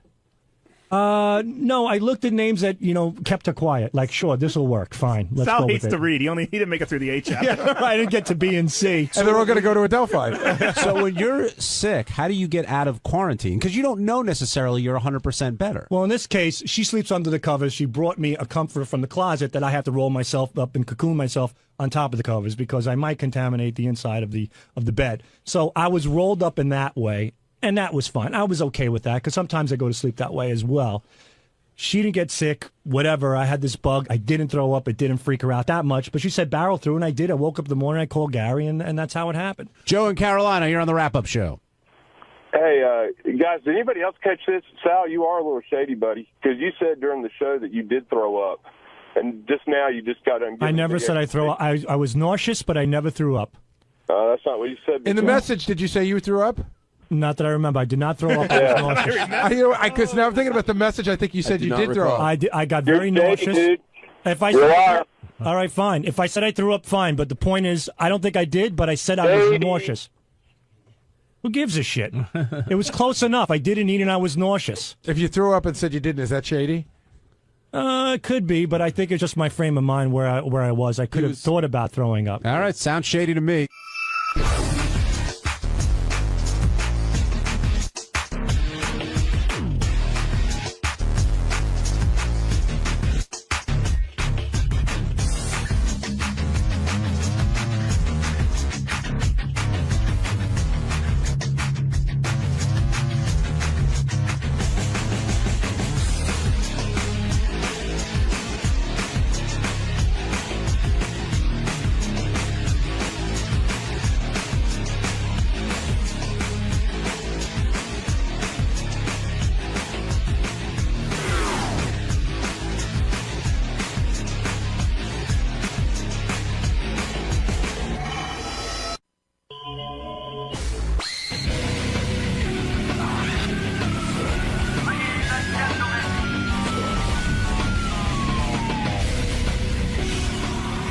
Mark, you're on the air. Hey now. Hey now. Hey, can you put JD in control of the programming on Howard 101? I don't know who the fuck is doing it, but is doing a horrible fucking job. Tim's the program director. Tim, can we have him in for a little sit down and see what the fuck he's thinking about the programming? What don't you? Well, I mean, you interrupt the fucking programming with this Abe and Louie, whatever the fuck his name is, and then he decides, or you decide to pull off Big Black Show. I mean, We didn't pull off Big Black Show. Those guys won't come on because They're on they didn't strike. they didn't get paid. For some reason, Sirius has people on a 60-day plan for paying them. I'm on the 60-year plan, we found out. But whatever. all right. I mean, Tim, you want to come in and defend who? Abe was on last night?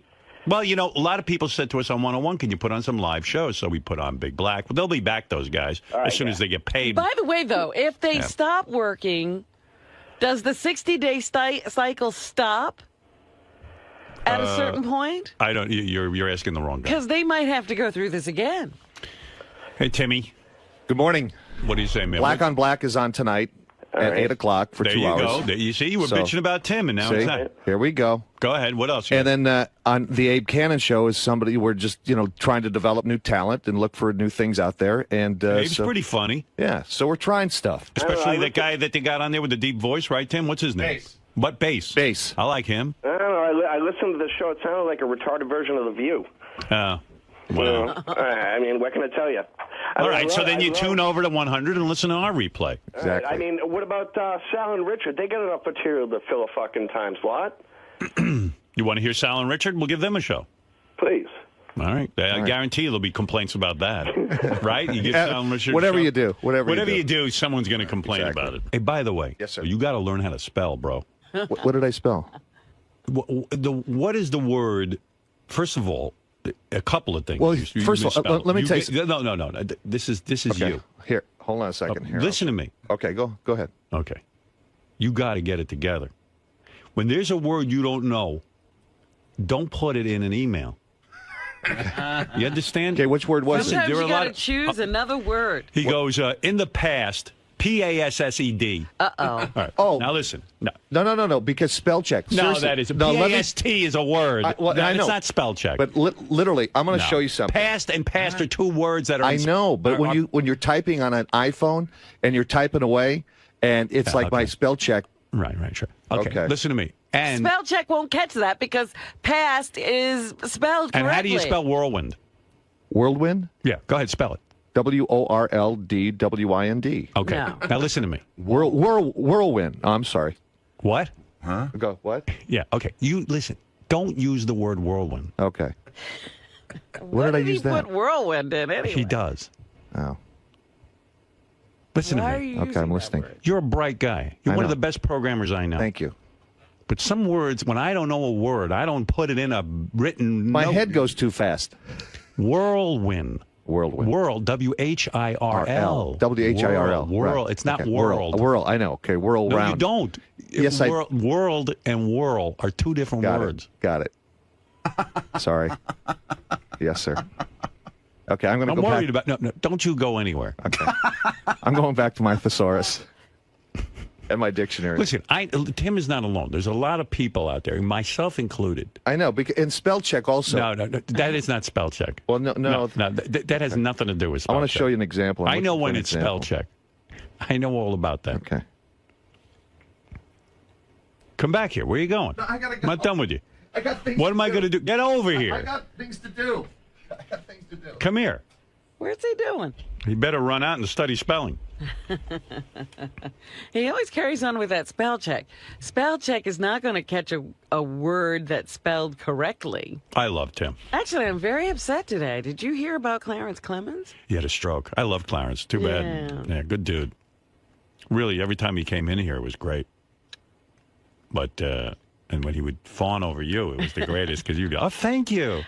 You know when a chick's not into you and you're like, I want you to call me when you're in the tub. And you're like, thank you. You have the face of an angel. Thank you very much. You know. I love to cook. Oh, we'll have to make that happen in the year 2057. Poor guy never even got to cook for you. Rob's probably tearing off in her car. He almost ran out of the room.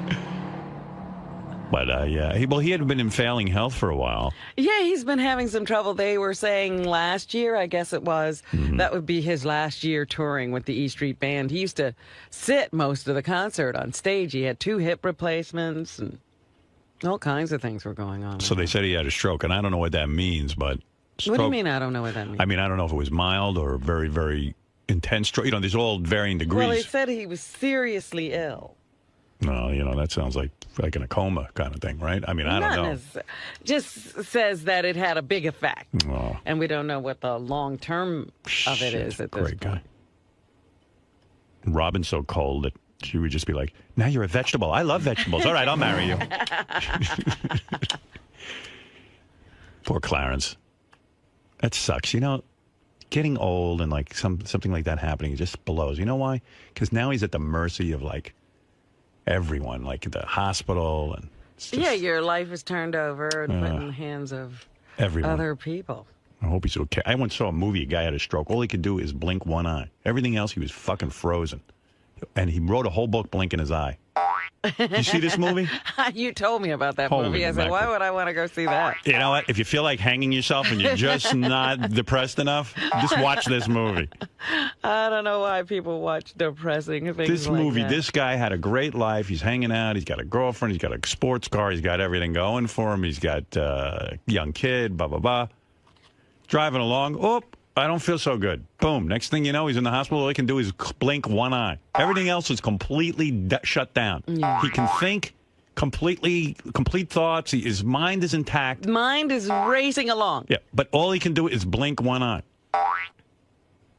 And he's all freaked out and everything, and he's locked. He can't talk. He can't do anything. Can't tell anybody anything. If he's got an itch, he can't even scratch it. I know.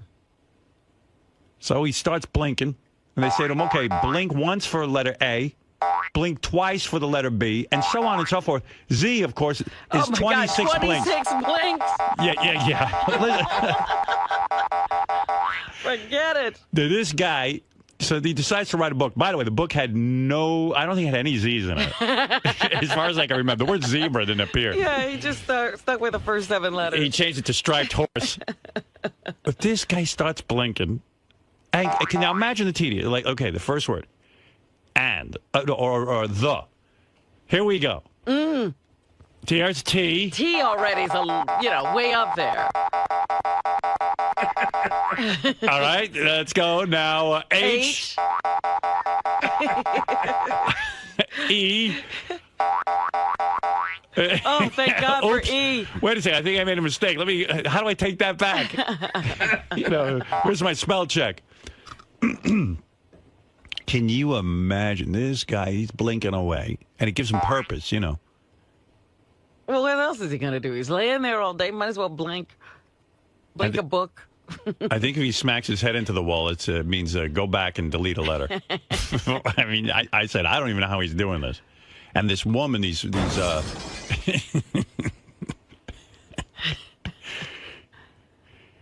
even with the blinking, he spelled better than Tim. We have a couple of notorious bad spellers. Who else is a bad speller around here, Gary? Well, Sal's pretty bad. Sal's the worst. Yeah. Tim could beat him in a spelling bee. And Steve Brandano could... oh, no kidding. Yeah. Where did Steve go to college? UMass Amherst. Yeah, that's got to be an easy school then. Sal says he's smarter than Tim. No, Tim can beat you. No way. Sal, you're the worst speller I've ever seen. Not a chance in hell, buddy. Yeah? Why do you always say you're smart?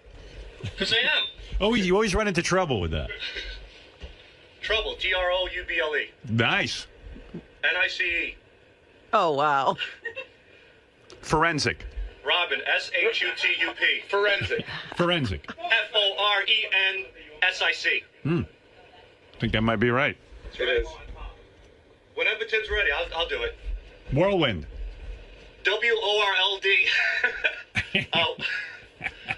Whirlwind.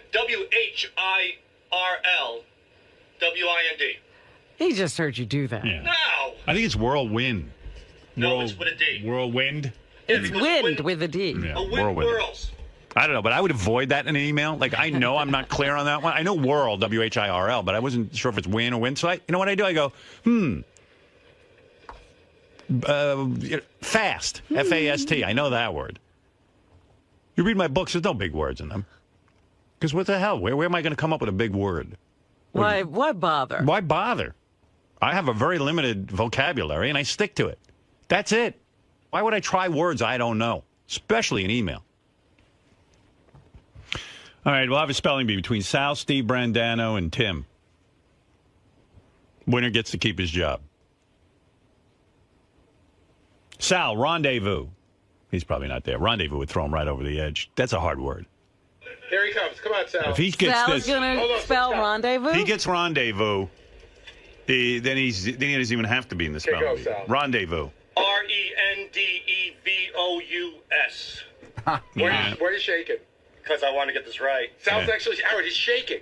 No, I'm all right. He's shaking because he's in a bad marriage. You didn't even get marriage. C-U-N-T. Oh, wow. Oh, boy. Only kidding. Yeah, no, you're not. Marriage. I'm F-U-C-K-E-D. All right. Would you be shocked to find out there's a Z in rendezvous? I put a Z in there. No, you didn't. No, you put an S. Yeah, RENDEVOUZE. No. All right, here's an easy one. Scissors. SCISSORS. Very good. Thank you, pal. Rhythm. Rhythm. R-Y. Oh, rhythm. R-H-Y-T-H-M. Wait, rhythm.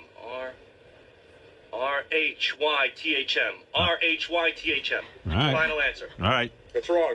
No, it isn't. No, he had it right. Isn't there an N at the end of rhythm? No. No. Jackass?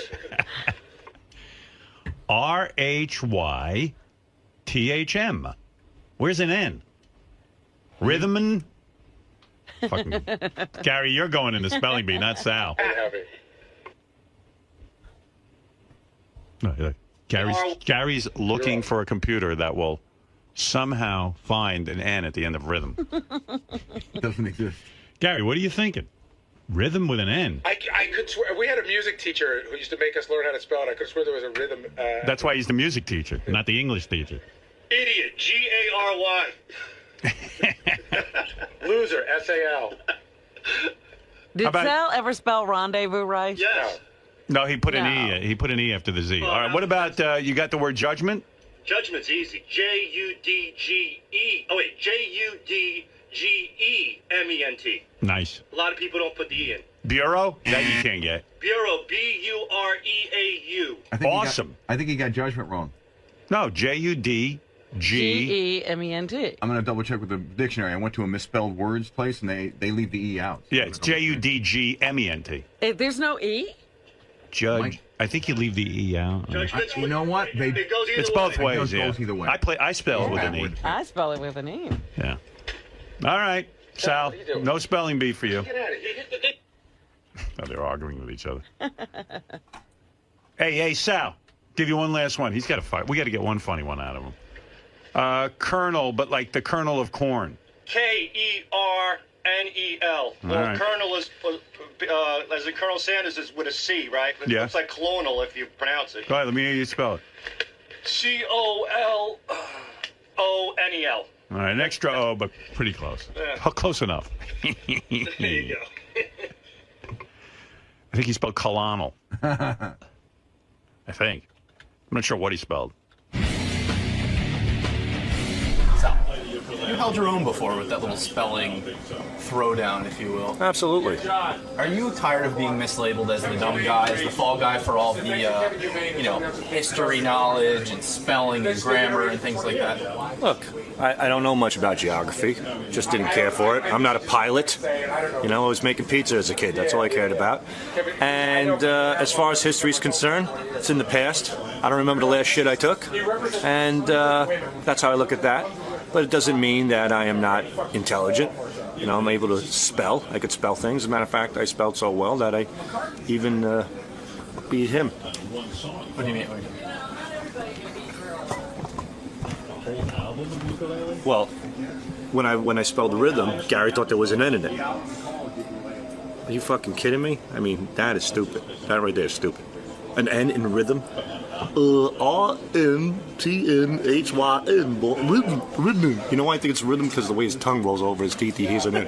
It's rhythm, boy. Rhythm. So. But oftentimes that's Gary's failsafe, is that when you're ripping on him for maybe some incompetency that's happened during the process of the show, he always goes to your brain power, your IQ, your alleged stupidity. And he has a 122, and I had whatever I had. It was decent, I'm sure, but I even beat him in the spelling. Twice, as a matter of fact. There was another word, too. No, you got it wrong, but I got it right. So, yeah, I'm pretty good with my spelling. I'm pretty confident about that. Does it fire you up a little bit when you're the constant fall guy for these types of games? No, I mean, who wants to be reminded, oh, you know what, here's a situation where we need a retard, call Sal. That doesn't really fire me up, but it was a good opportunity for me to prove that I can indeed spell. I can do a lot of things. Things that you don't know about. Things that you'll be hearing about. I could change the world, my friend. I believe you. One letter at a time. You just got to get in that rhythm. R-N-T-Y-T-H-N. Rhythm. Rhythm, boy.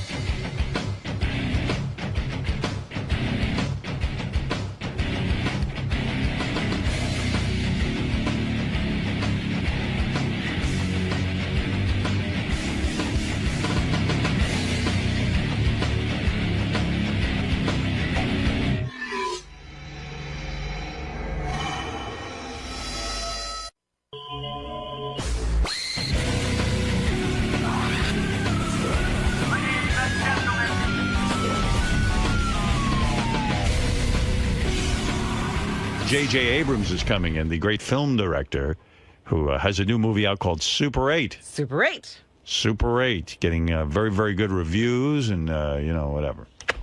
When is he coming in? Around 8-ish. Okay. Something like that. We'll talk to him. His wife's very attractive. I met her out in L.A. She came over to Jimmy's house, and then we had dinner. You and his wife? Yeah. I said, do you mind if I go to dinner with your wife and not you?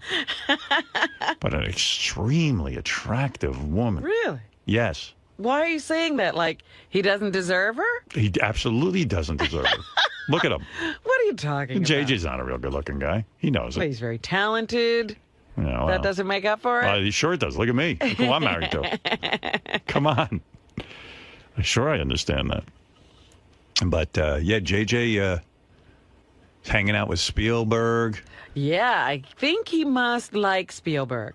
Yeah, well. I think he must have been a big fan growing up. Who wasn't? It's got to be pretty amazing when... But, I mean, as a filmmaker, as a kid who wanted to make films, this was someone he admired and wanted to emulate. Yeah, like in my life, going into radio, there was no one really I could look up to or hang out with because I'm better than everyone else. Like JJ, it's great. He has Spielberg because Spielberg's a genius. There were no radio geniuses. Well, who would I hang out with? Cousin Brucey? Would I collaborate with him? Hey, now come on in here, young man. Let's see, help you out. What do you want to do? Well, you know, I was looking to get into radio. I was wondering, radio's great for you. We started out Kazbushi, started out in America, then had to move over to Bahamas, do some Bahamian radio. Then one great day, I met up with great man, Bob F.X. Schumann. Now, let me tell you something, Kazbushi was doing okay. WABC, Scott Muni, Harry Harrison, Ron Lundy, all of Then, and then I'd be like, I'm getting out of radio. If this is what it is, if I got to fucking hang out with a maniac like this, imagine if I went to one of my mentors. Who would be my mentor? Bernard Meltzer? The only guy who was any good when I was growing up was Bob Grant. That's it. I don't think he was looking to hang out with me. And then Bob Schumann, and then what else you want to know? This guy loves to hear himself talk. But, you know, for JJ, it's great. He's a filmmaker, and he gets to hang out with Steven Spielberg. I'm pretty sure he goes over his house for dinner and everything. Well, I can't imagine what it's like when you first get to meet Spielberg and he admires your work. That must be amazing. JJ dropped a big load in his pants. Is that what happened? Yeah, right. It was embarrassing. Big stain in his pants. Oh, Mr. Spielberg. But it must be something. I mean, because, Spielberg, like one of the greatest filmmakers ever, and all of a sudden you're at his house and you're hanging out with him and he wants He's producing your movies. Yeah. So tell me about yourself, JJ. Tell me how great I am, and tell me which of my films inspired you most. Oh, Mr. Spielberg, excuse this giant load in my pants. Excuse the stench. I just shit and dropped a seminal load in my pants. That's all right, JJ. I'm so used to it. You should have seen this, the first time the guy who directed The Godfather came over here. He dropped a load. The guy who directed That's The right. Godfather? Francis Ford Coppola. Even he was taken with me. No, but it must be great to be like a filmmaker, and then suddenly Spielberg gives you that. You know. In fact, with Super 8... It's like an anointing. What I heard is Spielberg just heard the title Super 8, and he bought the film. Well, you know, he did that when he was a kid. He made those Super 8 films, so he completely got it, I'm sure. Yeah. But to me, filmmaking or anything, it's about the chicks, and JJ scored himself a real humdinger. Very sexy woman. I was having dinner. I was looking her over. I had a little private conversation going with her. Really? Yeah. If I was single, I definitely would. You would take his wife? Absolutely, I would. And I bet you I could, too. I'm good at that. I'm good at taking other people's women. Oh, my goodness. I love it. I'm a despicable human being. Something I enjoy doing. Must have been something about me as a child where I wanted to get between my parents. Is that an edible thing that's still going on? Yes. So any powerful man you want to I want to take his away. woman? I want to take his woman. Yep. Very edible. And edible. So there it is. But very terrific. And we will see JJ in here in just a few minutes. And we'll talk with him and we'll find out how great his life is. Hey, good morning, JJ. Hey, how are you? Welcome back. Great to be back. How's it going? Pretty good, you? Not too bad. What have you been up to? A lot of walking backwards. Am I following you? Yes, please. It's been my life. Really? For a long Can you time. do this without even looking? Yeah, it's really pretty crazy. Oh, now you see. Now you're going It's a forward. skill that's. I don't know if the skill can really translate into other aspects of my life, but. Have you thought about becoming a Steadicam operator? That's true. They're bigger than that camera, though. I know I'd have to adjust to the weight, but. Where should I go? Anywhere you'd like. I'm good here. So Super 8. Your Yes, new sir. movie. And of course, you come back to talk to Howard. I mean, you're a huge fan of this show. I am? I remember you being a big fan when it Of came course out. I am. No, I love the show. You kidding me? It's my favorite thing. So you're well I always ask to be on the show. How's it going? They don't put me on the show. I'm like, what about Howard? And they're like, all right, if you want to do Howard. I'm like, what do you mean if I want to do Howard? I'm in New York. What else am I going to do here? So I'm always happy to be back. J.J. Abrams is here. The guy's a big-time movie director. I just saw him out there. Yeah? Did you audition? No. There's J.J. I don't know why he hasn't created an alias for me. Jennifer Garner. J.J. Abrams. Big shot. Big shot. Go ahead, man. Big shot. Go over there. What? You acting like you don't know what to do? I've never sat here before. You haven't? No, I'm You always always on had the a show. No, I've always. No, I didn't. I did? Yes. You sat on the couch. I always remember just standing right there. I get so scared when I'm here. I don't even know where I'm sitting. I don't know where I'm standing. What are you nervous about? After all your success, why are you nervous? I don't know. I'm not. Now I'm much more comfortable. Are you nervous on a movie set when you start a new movie? Sometimes. Yeah? Yeah, he shit his pants when he made Super 8. No, there are times when, like on Star Trek, where I was like, what the hell are we doing? I was like on this huge set, and I thought, this is. Do you really know what crazy. you're doing? Fucking disaster. No, but do you really know what you're doing in the sense? Okay, you dream up the script and everything, but when it are you like a photographer? Do you understand visual? I mean, special effects movies and stuff. You want the answer? 'Cause Yeah. But the thing is, it's sort of, just interrupt me the second it's boring. So interrupt me now. Okay, go ahead. You get there and you think, well, I think I know what I want. And then you get there and you realize that you don't really know, and you want to figure it out. So then you start to look, and sometimes you go, "There's no way to do this. That's good," and you throw away everything you thought it was going to be. And there are times, and you can't show people that you're freaked out. You got to kind of look like the director. Everyone's looking at you. But If you you're can't freaked out, do everyone's freaked out. you can't do the other jobs on the set. No, of course. But and hold luckily, on. I'm working with some great people. But there On are a times, big budget film, yeah, you walk in and you're shooting about a half a page a day. Well, you can do a few pages a day sometimes. All right, but okay, let's say you're shooting a page a day, but it's more like a half a page a day. You got to have something in mind when you go in there and shoot it. Yes. Okay, so you go in, and then it's a scene that involves like a train derailing off of, it's a big special effect. Right. Don't you have to call in some guy who knows what he's doing, like, because you can't possibly know how to do all that stuff? Now, here's the thing, that as someone who grew up, the sort of, film geek kid who loved that stuff, I was always reading about how that stuff was done. So I know enough that I can talk to those guys and say, here's how I want to do that. And then most of the time they'll say, well, what about this? And they'll propose something I wouldn't have thought of, which is great. But, even in Super 8 with the train crash, I didn't storyboard the train crash. I wanted to kind of go there and figure it, and I knew we could figure that out. That we What do you mean figure out? Figure out what angle it's going to be shot at? Yeah, I mean, the certain things you have to plan and previs and do little cartoon versions of the scene so that everyone knows what the hell's going on, like what they're going to build and what we're going to do on green screen, what we're going to do live action and real. Right. And so you do that. But on some scenes, like the train crash, I knew it was going to be kids running and train cars flying and explosions. So I talked to the special effects guys and said, look, here's where I want to do explosions. Here's where I want the kids to be so they're safe.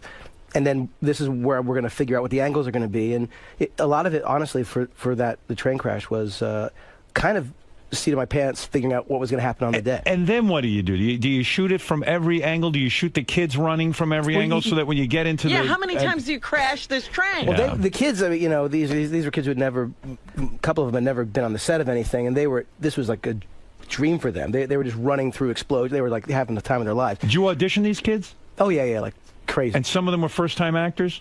Yeah, two of them had never been on the set of anything. The first week, the main kid looked at the script. When you make revisions of the script, there are those little asterisks on the sides of on the side of the script that show you where the revisions are.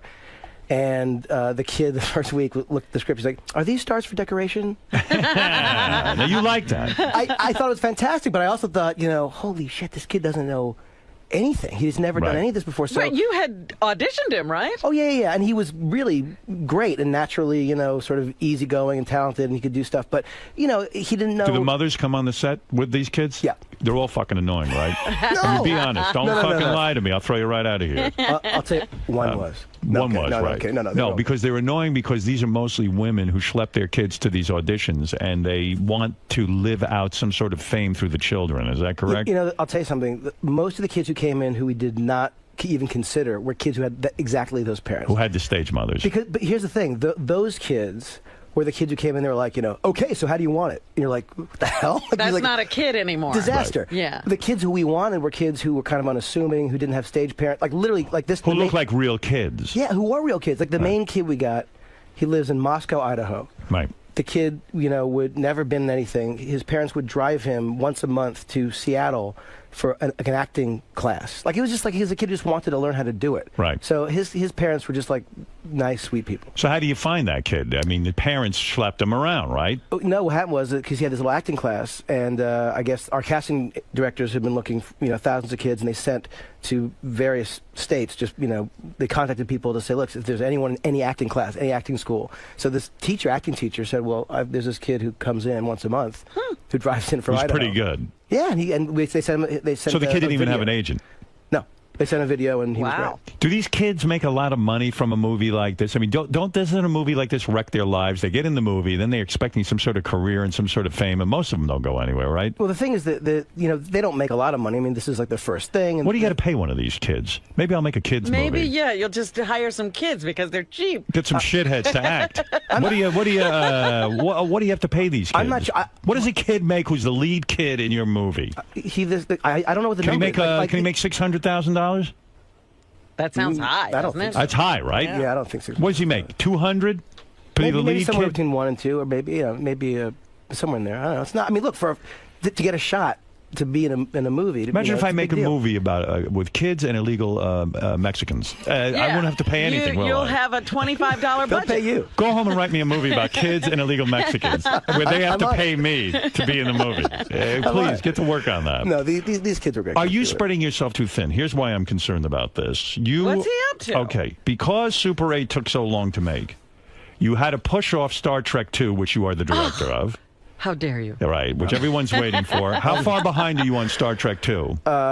How far? We're probably 6 months behind.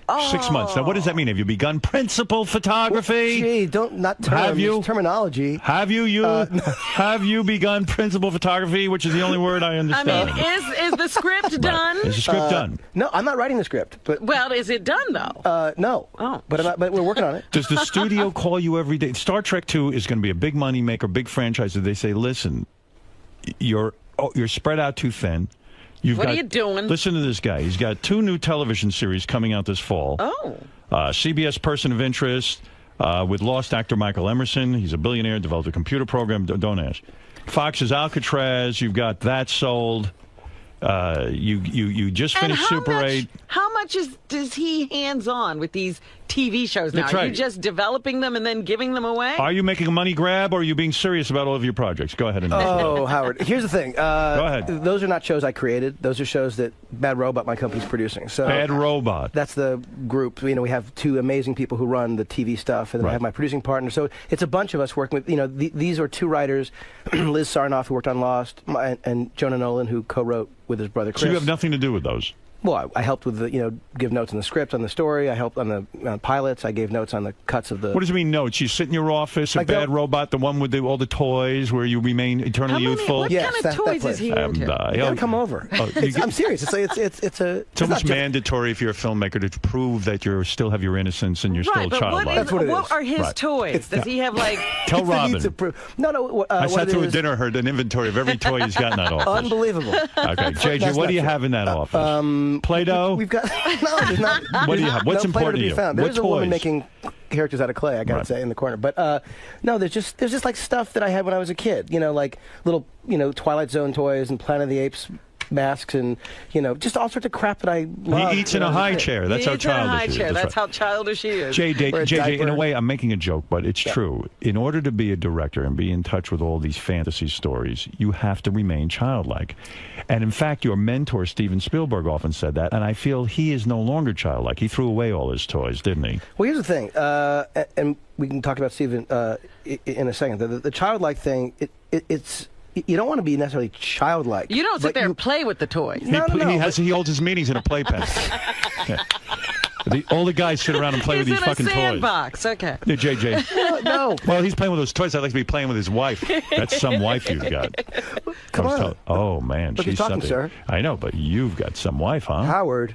Wow. Hey now. Wait, let's just one thing at a time. We'll get to the section. Now you're stacking the things. Now I don't know what's going on. Where were we? We were talking your about project. No, the childlike thing. I feel like it's an important thing. I think to feel like that sense that anything's possible. When you're a kid, the world is like, you don't know what the hell the world presents, and anything is possible. What is your That's exciting favorite to me. toy in your office? Is it a big wheel When tricycle? you're having a problem, what do you grab? He grabs his big wheels and he goes for a ride in L.A. No, what do you do? What is your favorite? What is your favorite toy? I don't have a favorite. Great Garloo. What do you like? There are. Let me. Your Harry Potter wand? No, there's none of that stuff. Nothing. You got to come over and hang out. And I want to see it. You got to come. I've invited you. But do never you come- have never show up. something like that where, okay, you've got a problem, you're having trouble solving it. There's one toy that's your, inspirational toy. No. All right. No, Now, listen to me. I don't have that. Talk to me about what it's like. Now, Steven Spielberg. Well, here, I'll back up. As a kid growing up, see, you had an advantage that most people don't have. Your father was a producer, a movie producer, right? Or television producer. Yeah, TV movie producer, yeah. So when you grow up in a family like that, it's almost organic. You're exposed to it. As a kid, you see how films are made. Right. You understand that it's not that intimidating to be a director because you start to learn about it. You get a natural curiosity. Right. So tell me what someone has to do. They have to be in a family where this is acceptable. You have to be exposed to all this stuff at a young age. Oh, my God, then nobody else can do this. Well, this is what the book 10,000 Hours is about, that you've got to be But doing... Spielberg didn't grow up like that, did he? Yeah, right, Outliers. Yeah, here's the thing. I think that when you look at what Steven Spielberg did, and he grew up, he had access to an 8mm camera, right? And he made movies when he was a kid, and I've seen those movies, and they were pretty good, Right. And even when he was a teenager, you go, oh, this guy's got talent, and he had access to express himself and try it and go out with his friends and make these movies, and I think that. You don't necessarily need, although it's obviously a huge advantage, and I am very grateful for it, to have been able to visit some sets when I was a kid. The greatest one was my dad had an office at Paramount Studios, and I got to know the guards whenever I'd have a day off in school. I'd go with him, and I'd go and I'd watch them rehearse like Happy Days on Laverne and Shirley and Mork and Mindy, and it was like I'd sit in the bleachers, empty bleachers. What was watching your them. dad's job though? Did he work on those shows? No, he produced TV movies. Remember they used to have TV movies all the time, and that was like. What movies did he make? TV movie of the week. Yeah, he did a lot of. He did like the greatest one was Ski Lift to Death. Say that again. Ski Lift. Ski Lift to Death. He did Ski Lift to Don Death. Johnson. Love that one. Come on. Was he fully shaved in that Don Johnson, or did he have that Don Johnson look? He was fully shaved. Right. Yeah. So was your father a huge success at this, or was he? Let's say. He TV movies are not frequently made anymore, but he's still he's still doing it. Did he write them? No, he would produce them. Produce them. So he worked. He was actually one of the sort of the biggest TV movie producers. Is your dad still alive? Yeah. You've outstripped him in every single way. You've surpassed him in every single way. Does he come to you for work? Yeah. How hard does that make you when your dad comes to you for work? No. He's still doing his own stuff. He's still in the Hallmark Channel. He's doing TV movies now. Does he tell you that he's proud of you? Is he? Oh yeah, no. He's incredibly. When you were growing up, did he treat you like you were a little shit? And I'm like, a little of that earlier would have been nice. Yeah, right. Exactly. When you were young, and you'd say, "Dad, I want to make movies." He'd say, "Shut up, you fucking moron." No, he wasn't like your dad, but he. No, I'm kidding. No, he wasn't like that. No, he was. Did he yell at you for having a dream? How dare you dream? Did he destroy your dreams every chance he got and tell you that you were nothing and you could never be an announcer? Wait a minute, this comes so easily. That's but he would honestly he would try and dissuade me from being in the business because he felt like it was impossible.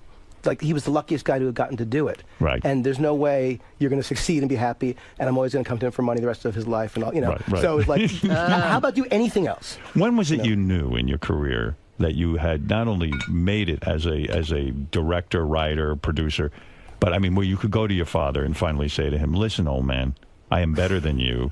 I've surpassed you. You are nothing." When did you have that moment? When did I have that moment? Yeah. You are nothing? You're nothing. You're compared to me, you're a fly. Wait, so what did I say to him? You said, compared to me, you're a fly, I believe you said. When did you have that knowledge, that awareness that you were successful? What happened, it was, it's ridiculous. It was very lucky. Was it after Felicity? No, honestly, what happened was I was in college, my senior year of college, and I was lucky enough to actually sell a treatment that I wrote with someone to the Disney company. What was that treatment? It was for a movie that was made called Taking Care of Business with Jim Belushi and Charles Grodin. I see. Yeah. You And, wrote that with them in mind? I wrote that with them in mind. Yeah. No, I did not write with them in mind. But Joe Mazursky and I wrote that, and we sold that. And then you ended up with Charles Grodin. Well, he's a great actor.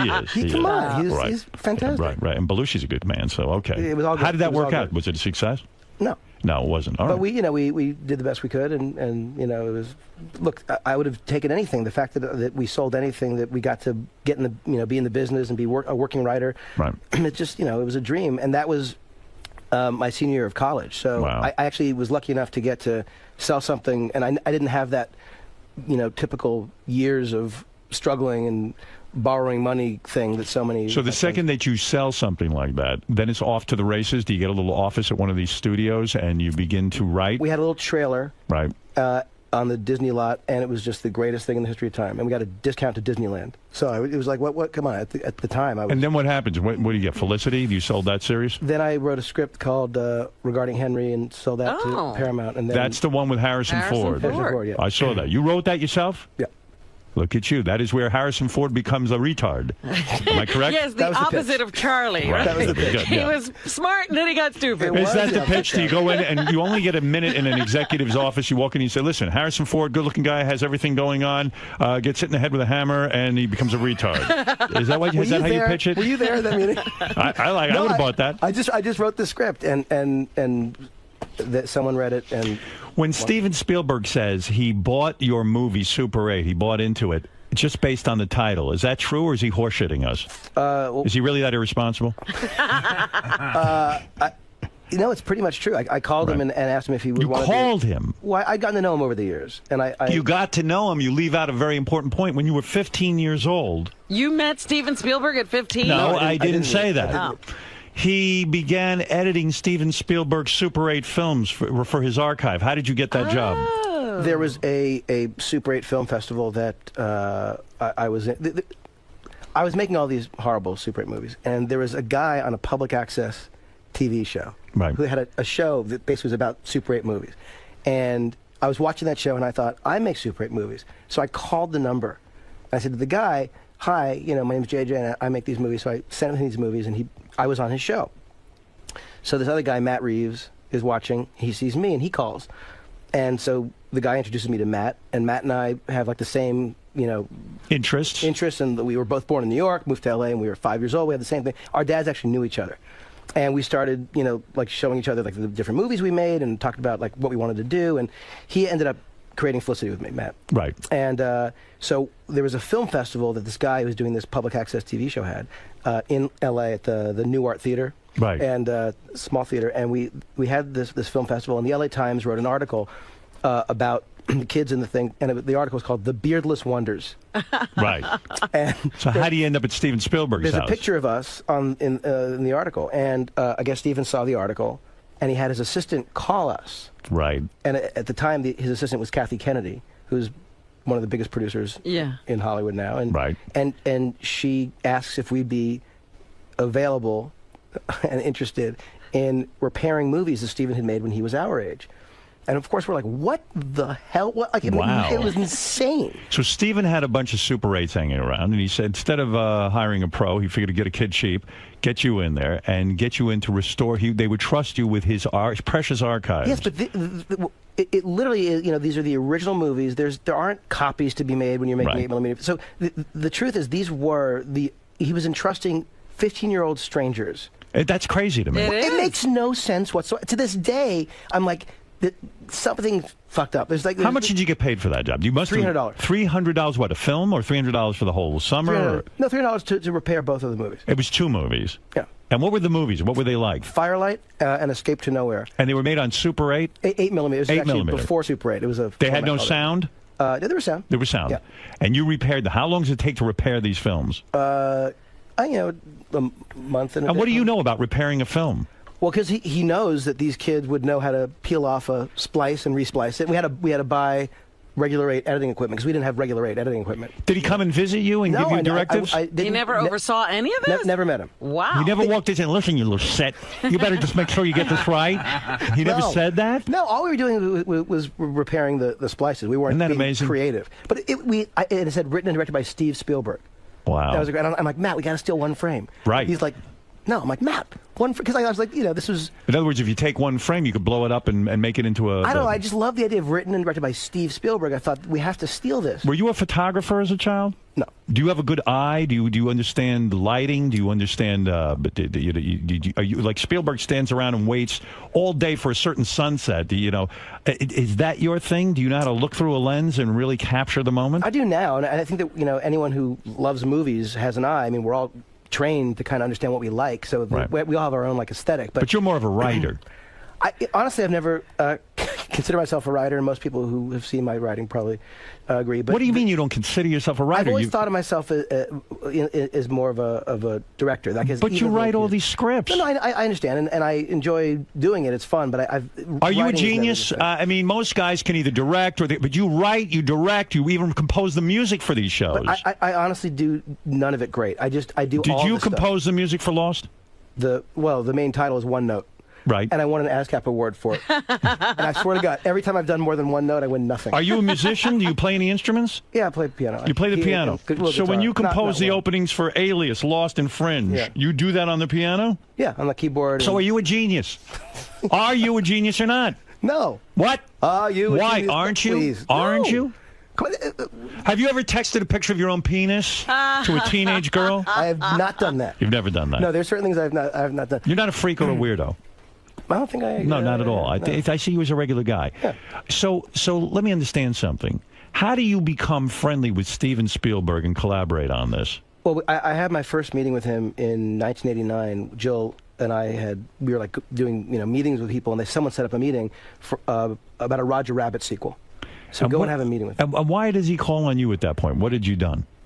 We had sold that script that was getting, it was in pre-production at Disney, and I guess I had sold... I don't think I sold Guardian. Just that one script. When he summons you, that's... I said in radio... There's no one who could summon me because I'm better than everyone. And you're the guy who summons. That's right. I am Steven Spielberg. Yeah. Right. But for you, your hero must have been Steven Spielberg. Is that weird that there's no one who could summon you? Well, I'm in radio.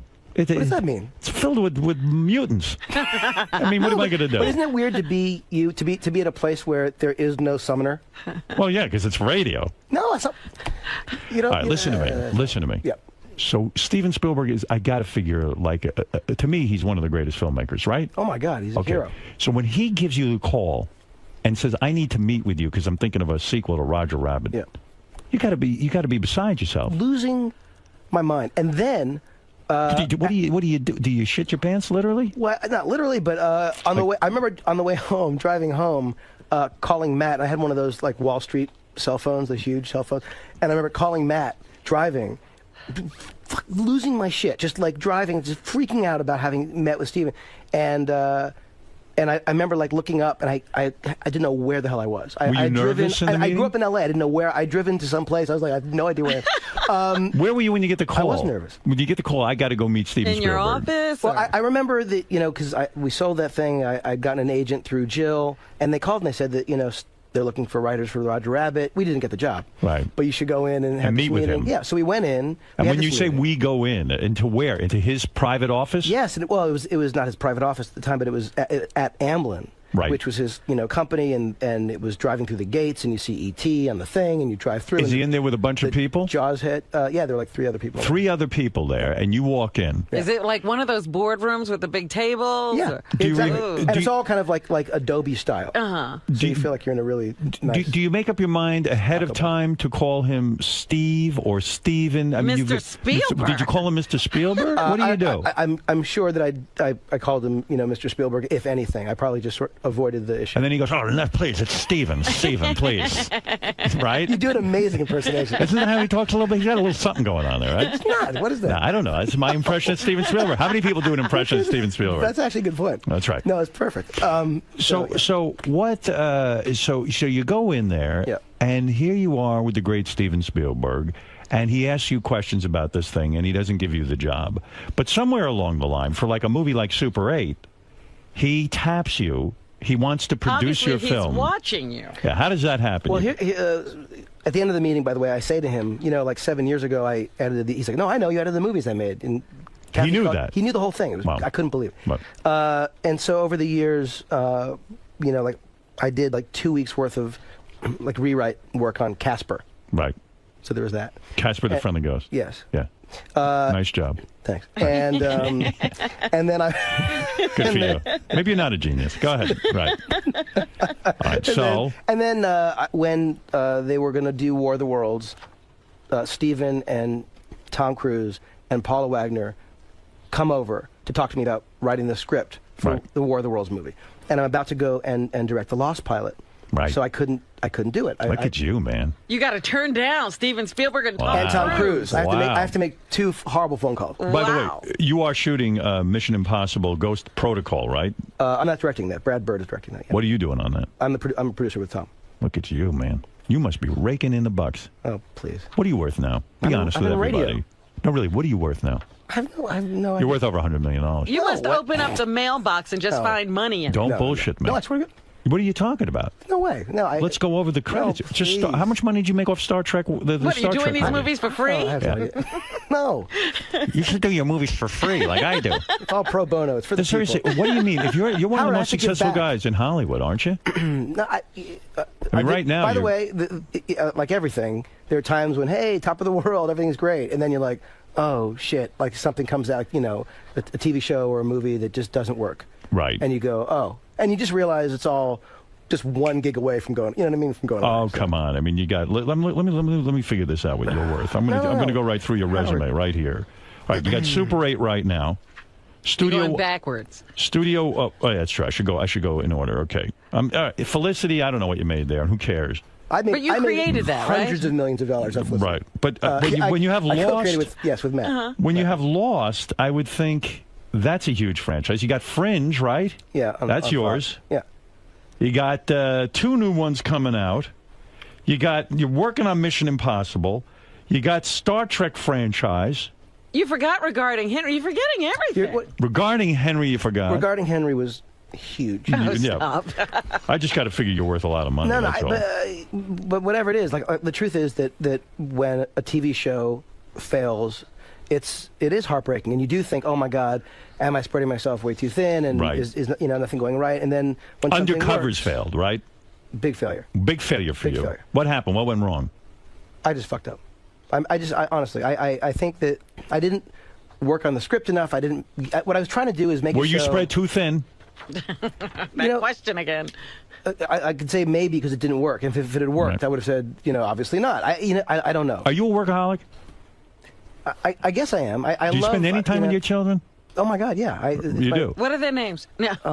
No. The thing is, I take them to school every day and make their lunches and put them to bed at night, and it's not. Sounds exhausting. I don't work on weekends. It's like I'm not like absentee. Are you always daydreaming of stories and storylines? It's it's not that I'm always trying to come up with them, but they're always ideas, and then ones that don't go away are the ones I tend to try and do something with. But do you find yourself when you're in those family situations looking for material?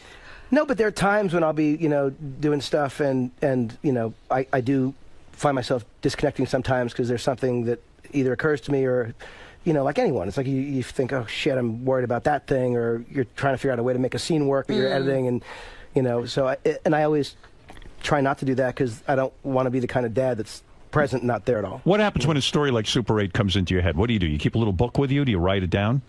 What happened with Super 8 is I just thought, there's a movie called Super 8 that I would go see that has to do with these kids making these movies. I had no idea what the story was, what the genre was. I just thought... You thought of the title first. Well, I thought of the world of it first. I thought, if they're going to probably end up being 6 or 8 kids, Super 8, I just thought there could be something about... It was a concept. It was a concept. Yeah. And I called Steven, With that, you said, Steven, I'm thinking of a movie with these kids who make Super 8 films. That's all I did. And I knew, because I'd edited his movies as a kid, that he'd made as a kid, I knew he'd done that. And I called him immediately, which I think even contractually was not legal. Right. Because I had to deal with Paramount, not with Steven. So I called Steve. I didn't even think. Right. I just called him and said, would you want to produce a movie with me called Super 8? And he said yes. He got it. He just goes, Super 8, yes. Yeah, that's how it works. But he knew it was like, there was nothing. So it was about like, would you want to figure this out with me? He said yes. You have his personal cell phone number? I do. You do. So you called him on his cell phone number. You're like a cop. Do you go over his house for fun? I do. At the time, Look at you, man. You've arrived. But how often you go over to Steven Spielberg's house? As often as he'll let me, because it's actually kind of amazing. He adopted black kids. Does he still have those, or did he get rid of them? He's got a great family. He's got a great family. He's an amazing father. Some of the kids are adopted. Some of the kids are not. Does he still make movies? What do you? Does he direct anything? He's unbelievable. The guy. Does he direct movies anymore? Yeah, he's got 2 movies coming out this winter. He's got one is an animated movie he directed, and one is a live action called War Horse, and one's Tintin. And then he's got doing Lincoln, and he's doing this movie called Robopocalypse. He's got 4 movies. I didn't know that. Yeah, it's insane what he's got coming out. Like in the next year. And what do you do at his house? You have a dinner or something? Have you ever slept over there? Why does he need to sleep over? He lives in town. I don't know. Steven, you mind if we sleep here? Does your dad beg you to introduce him to Steven Spielberg so maybe he can get something going? He doesn't. No, I've introduced him. It's all. What do you do at his house? Is it parties? Like a lot of fabulous people? We have a dinner. We had an amazing dinner. Spielberg's house. Who comes? The president? Who's the chef? This was a good one. Who's the chef?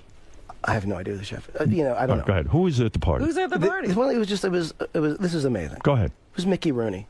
Mickey Rooney. It was unbelievable. I would have left. How did Mickey Rooney get there? It was because I guess he had called Steven. Mickey Rooney goes up to people's doors, knocks on them, and just walks right in. I think it was literally the most amazing, surreal.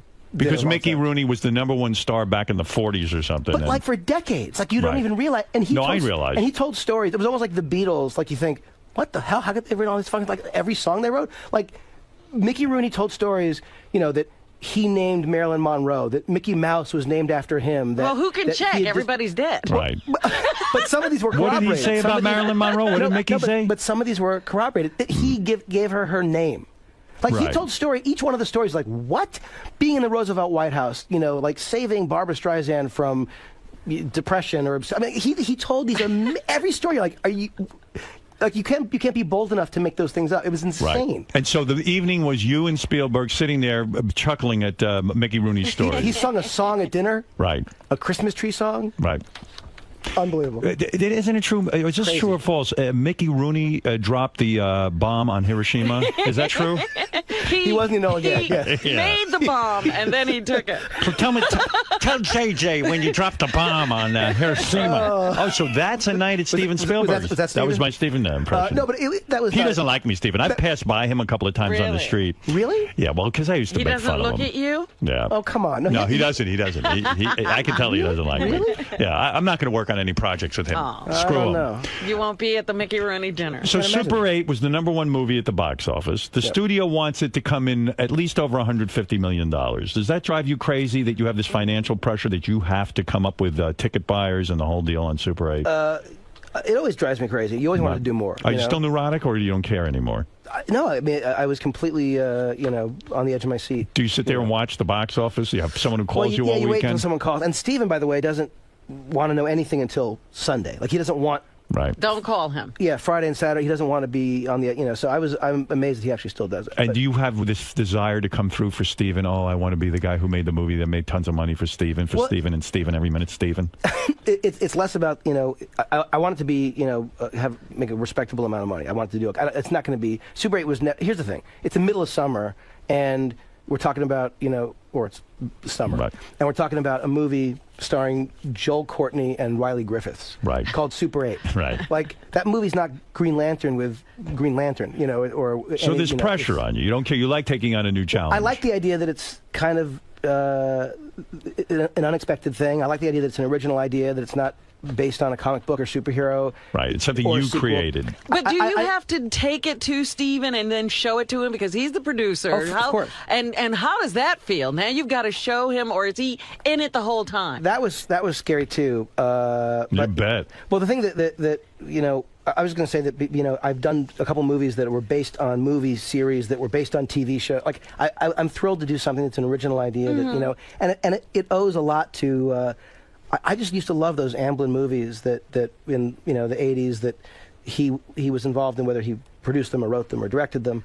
And this movie was really trying to be a sort of a throwback to that. Like an kind of E.T. feeling. and all that. Yeah, or Poltergeist, or Goonies Yeah. and Gremlins, and there was something about that kind of a genre of movie that I haven't seen in a long time. So that was why we did it. But showing it to him was terrifying. What's his house like? Does he have cool toys?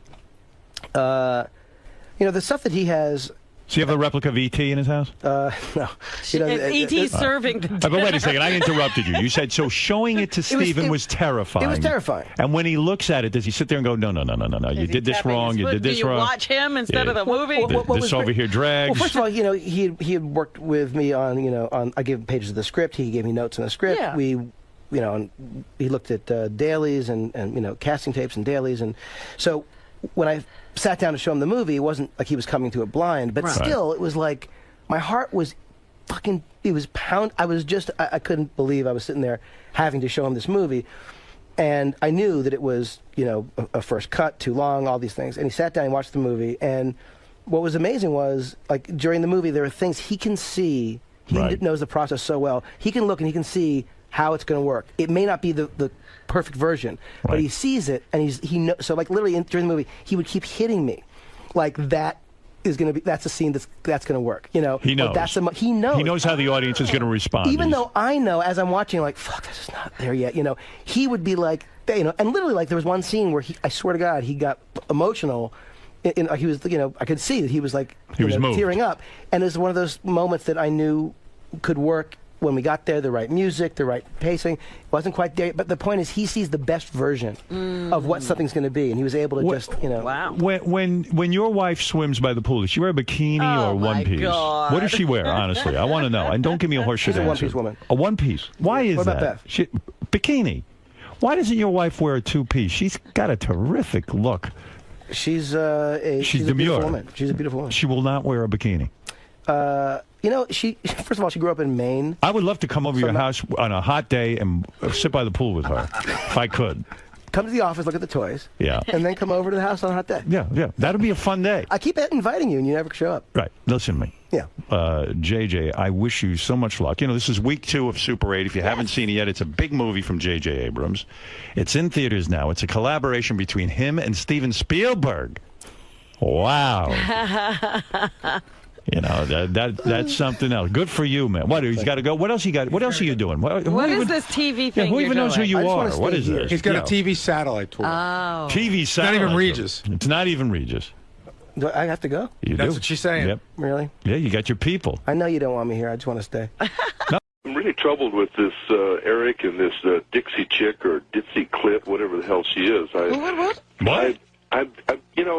It's like no good deed goes unpunished. This kid seemed like a nice kid, and my girls and Rich listen to you guys every day and said, can we bring him to this concert up in Reno? Do you mind spending the limo, sending him down, and doing all this stuff and housing him for the weekend? No. And it's not my fault that one of these girls got a little excited and wanted to do something with him, whether it was just something quirky or he was drinking or whatever the hell the issue was. But now these girls have turned into the bad guys, and I'm a bad guy for her. Dennis, I'm not. Talk about Natalie Maines. Yeah, I know. Eric the Midget keeps calling in. He's mad at Natalie Maines, and now Dennis is mad at Natalie Maines. The Dixie chicks he's talking about. And I'm getting letters from Dennis calling her a Dixie Clit, and it's like or slit or whatever. Poor Natalie. I know, and I'm not sure I understand the controversy. We made the point that look, it's a business. These girls are doing Eric because listen, it's good for the Bunny Ranch. They get on the air. We make a big deal about the Bunny Ranch.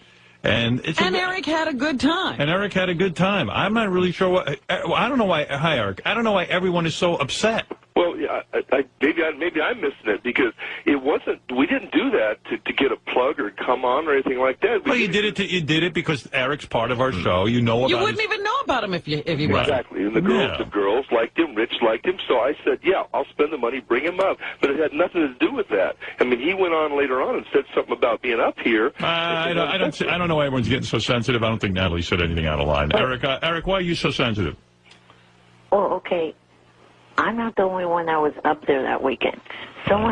They had another guy up there that was a guest of theirs that has terminal cancer. He had nothing to do with the show at all. They weren't going to get any free plugs from you guys. Well, regardless of whether you got free plugs or not. So they did something nice for you. So what? So why is everyone all in a huff? Or a huff? A Dennis Hoff. You guys got to relax. We get it. All right, Eric. Well, Eric, Dennis, no big controversy. Eric, thank you. Don't hang up on me yet. No, I'm hanging you up. I have to take a break. It's time. You guys are carrying Eric on was this. saying that this had ruined his relationship with you somehow. I don't even understand that. The girl's feelings are hurt because they didn't do this for money. This girl didn't even want to be on the show. She doesn't want any media, and her feelings are hurt. So now her and Eric got this thing going because she's like, look I was just trying to be a real person to you. You were dealt a bad deck of cards. I'm being a nice girl. We're having fun, and now I'm made to look like I'm some kind of a fraud. Like the only reason I like you. Listen. God, come on. Now, who knew that whores were this sensitive? Yeah, I mean, come on. This all sounds a little bit. This sounds like you guys are getting a little bit out of line. Well, maybe Eric's got. Dennis, how often does Eric the Midget? I don't know. Hey, Dennis, how often does Eric the Midget call you looking for pussy? You know what? I hadn't talked to him at all until yesterday. Right. All right. So he hasn't been calling the Bunny Ranch. But it was no, it hasn't called me at all. I didn't talk to him until yesterday, and it was about this thing because this Haley is upset with him. Listen, Dennis, people might assume a hooker is for money. Right.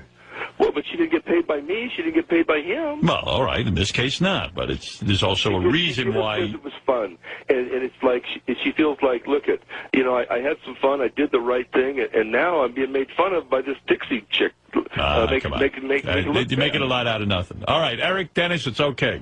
All right. Go on with your day. Don't worry about it. Everything's fine. Yeah, I don't think your reputation is ruined. That doesn't sound like a very, very, really horrible thing. I mean, prove us all wrong, Eric, all the time. Somebody that's not on the air. And Eric, listen, as long as they won't do it, you might have to go yourself, as I've said plenty of times. If that girl's so in love with Eric the Midget, let her Eric every single day. And not mention it. Right. That's what a girlfriend does. Oh, a great girlfriend. Seriously. Yeah, I don't know how you cut Eric off because somebody said something about you. So let's say Natalie Maines is the worst person in the world. Why would you cut Eric off from sex? Why would you be angry at the guy that you were trying to be nice to? Something tells me she just isn't with Eric anymore. And this is a great excuse. She goes, gee, Natalie Maines to you because I don't care about you, therefore I'm not giving you anymore. That doesn't make any sense. I'm not going to entertain this because it doesn't make any sense. Right. It's a silly story. If that girl at the Bunny Ranch is so into Eric, she should really invite Eric up there and every single day. What she did was a nice thing, but she wasn't planning to screw Eric for the rest of his life. Right. All right, let's take a break, Robin. You're getting too upset. You know, that's not fair. Oh, stop it, Eric. It is fair. It's a radio show. You gave a half hour during Sandra Bernhardt's interview yesterday for a Natalie Love Fest, but you couldn't give Dennis Bennett to back No, it wasn't interesting. It's a silly argument. I told you, those girls, if that girl... saying dumbass shit. I said, if the girl... And Dennis is girls. If the girl loved you so much... The woman needs to fuck off. Eric, if that girl, the prostitute, loves you so much, then why is she stopping with you? Because her feelings are hurt. But you didn't hurt her feelings. Using me. No one using me at Brad. Eric, you want me to... You want to talk rationally? Let's talk about what you're saying. You went to the Bunny Ranch and you banged a whore, right? Yes. Okay. After she banged you, Natalie Maines gets on the air and says, wow, I feel like these girls are using Eric. Was she there? No. All right, but she does not have right to have that opinion. All right, so this she was not there. The prostitute is saying, hey, guess what? Natalie Maines thinks I'm using you. Therefore, I'm never with you again. Who's she punishing, Natalie Maines or you? If she said, I'm not a Natalie Maines fan anymore, I'm not going to buy any more Dixie Chicks albums. You can understand that. So think about the logic of your prostitute. She's just trying to get out of you. If she's really into you. No, she's not. Yeah, why isn't she have to do that? To punish you for what Natalie said? Dude, this thing is illogical. You're not making sense. I know. Why are you protecting this bitch? I'm not protecting anyone. I'm telling you. Natalie Maines thinks you're being used. Therefore, the girl's not going to give you... I'm not being used by anyone there. All right. That's fine, Eric, but they're not you anymore either. I'm not being used by anyone. If I was, I'd be the first fucking person to admit it. Eric, you're upset you're not getting pussy for free. You're upset. I get it. But you can't blame Natalie for that. hurting feelings of my friends Of your by her prostitute. dumbass comments. Look, Eric, if I get upset with Artie for something he says, Robin does it for me when she gets upset with Artie. I don't take it out on Howard. She still blows me and does everything that I like. Right. Right, Robin? Right. Right. That's what you were trying to say, I'll be sure to tell Beth that. Go ahead. You tell her. Hey, Eric, do you know what that girl is probably doing right now? I can't even think of how grotesque she's getting with a guy who came up with an extra. You know, when I want your opinion is when your picture starts out showing my original picture on my site, then I'll listen to your opinion. Hey, Eric. By the way, I really want to make a point of this. Please don't tell Beth that Robin and I met privately. Yeah, we disclosed that to you because we were trying to explain to you what's going on. Yeah. Please don't tell her. Eric, honestly, you're really demented. No, I'm not. I feel for you. I know what it's like to get pussy and then get cut off. I hear what you're saying. Yeah, you're desperate. But to blame Natalie Maines is bizarre. Okay, think of the. I'll go through the logic one more time, and then I got to get the Beetlejuice. Her saying what she said is like someone telling a kid there's no Santa Claus. It makes the ranch bad. So what? Why would she stop with you then? Does Answer me Santa that. stop giving gifts because of that? Let's say there's no Santa Claus, okay? Does Santa? I don't believe in Santa Claus, but does that stop Santa Claus from delivering gifts? No. I know from talking to Dennis that you've been associated with him for 14 years. You That's really true. with his business like that? What? With his business? What, that prostitutes for money? You're letting some dumbass, retarded, over-opinionated make his girls look bad. Gary, you got to get Natalie Maines on it. You got to get her on the phone with this guy and set him straight. First of all, Eric, I'm going to say it one more time and see if you can comprehend this, because you're not listening. And then I'm going to move on. Think about it. Here you are, a guy who's never gotten pussy. Suddenly, you go to the Bunny Ranch, and you have not just pussy, but an orgy. Right. You have the time of your life. These girls pick you up out of your wheelchair, lay you down on a bed. They're blowing you. You get two girls at once. I mean, for Christ's sakes, you had the most outrageous experience, and then they bring you to Manhattan and do it to you again. You jump from J.D. to David Lee Roth, Right. like, in a second. All right, so now these girls, okay, they did it with you already. They know you've fallen in love. They got to find a way out. So Natalie, I mean, you've gone pussy crazy. Then Natalie Maines comes on the air and says, gee, I think they're using Eric. Now, if a girl's into you and wants to give, so that's Natalie's opinion. She's entitled to it. Doesn't make anyone look bad. But she's going to say, well, okay, Natalie Maines thinks I'm doing this for publicity, therefore Eric's not getting any. Does that make sense to you on any level? No. Okay, if she's into you, she'll give you. If she's not making them look bad, why did what I just read to you come straight from a text message from Dennis? Because Dennis loves this stuff. He Dennis puts is them on trying the to air. protect the girls, too. He Right. doesn't want to tell you they don't want to be with you anymore. He's a Svengali, Dennis. He's a master manipulator. I mean, Dennis is looking for publicity. And he's getting it. And he doesn't want to hurt your feelings. The girls are not into giving too many more freebies. Look, Eric, there was no one alive who believed Dana Lee. And you know what? To prove them wrong, she would get drunk, close her eyes at me every weekend. Right. These girls aren't even willing to do that. Perfect. What do the girls and I have to do to prove to you people? They have to, again. She should see you on a regular basis. And never tell us. And never bring it up on the air. How's that? She should move in with you. And don't charge you any money. Right. No money. She just you and having fun with you. And she should every day and never tell us about it. In fact, it should be going on right now. She flies in just to sleep with you. Right. When your tattoo is next to her ex-boyfriend on her leg, then we'll believe it. Right. Okay? How's that, Eric? And after 7 years of her doing that, you call us. Then you call us and tell us. Yeah, there it is. Plain and simple. You asked a question, I gave you the answer. You can prove everybody wrong. Mm-hmm. Because none of this makes any sense. That's why I rushed you off the air.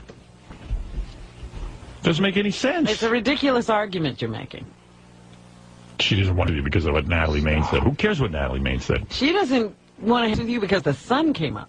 Ralph, go ahead. You're on the air. Do you think that the girls gave him, or do you think it was just like anything because he's completely freaking out? Well, no, I think they gave him his life. Yeah, I think they gave him. They were touching him. Hold on. I think my bat earplugs will save us. Hurry, Batman, hurry! Oh, that ought to muffle the sound. Shucks, Batman, they got away. Ah, that was a close call. I know, Robin. What a show. Yeah. Better than Eric's. All right. I told Jeff the Drunk this was more important to him than anything, that he'd come in here and get to say hello to us. He looks like he's 74 years old. Yeah. He won a contest to come to New York. Yeah, not our contest. No. Some game show. My luck, he wins a contest, and now I'm stuck with him. And it's our problem. Yeah, but and he said he'd just walk in, sing, and then leave. All right. And that's all I want. What is he singing? I don't know. Probably a new McCartney song. I hope you have the track. I don't. Have to go through that madness. Oh, we do. We have it. I don't have it. Will's going to tell you exactly where it is. Hey, Jeff grew a beard.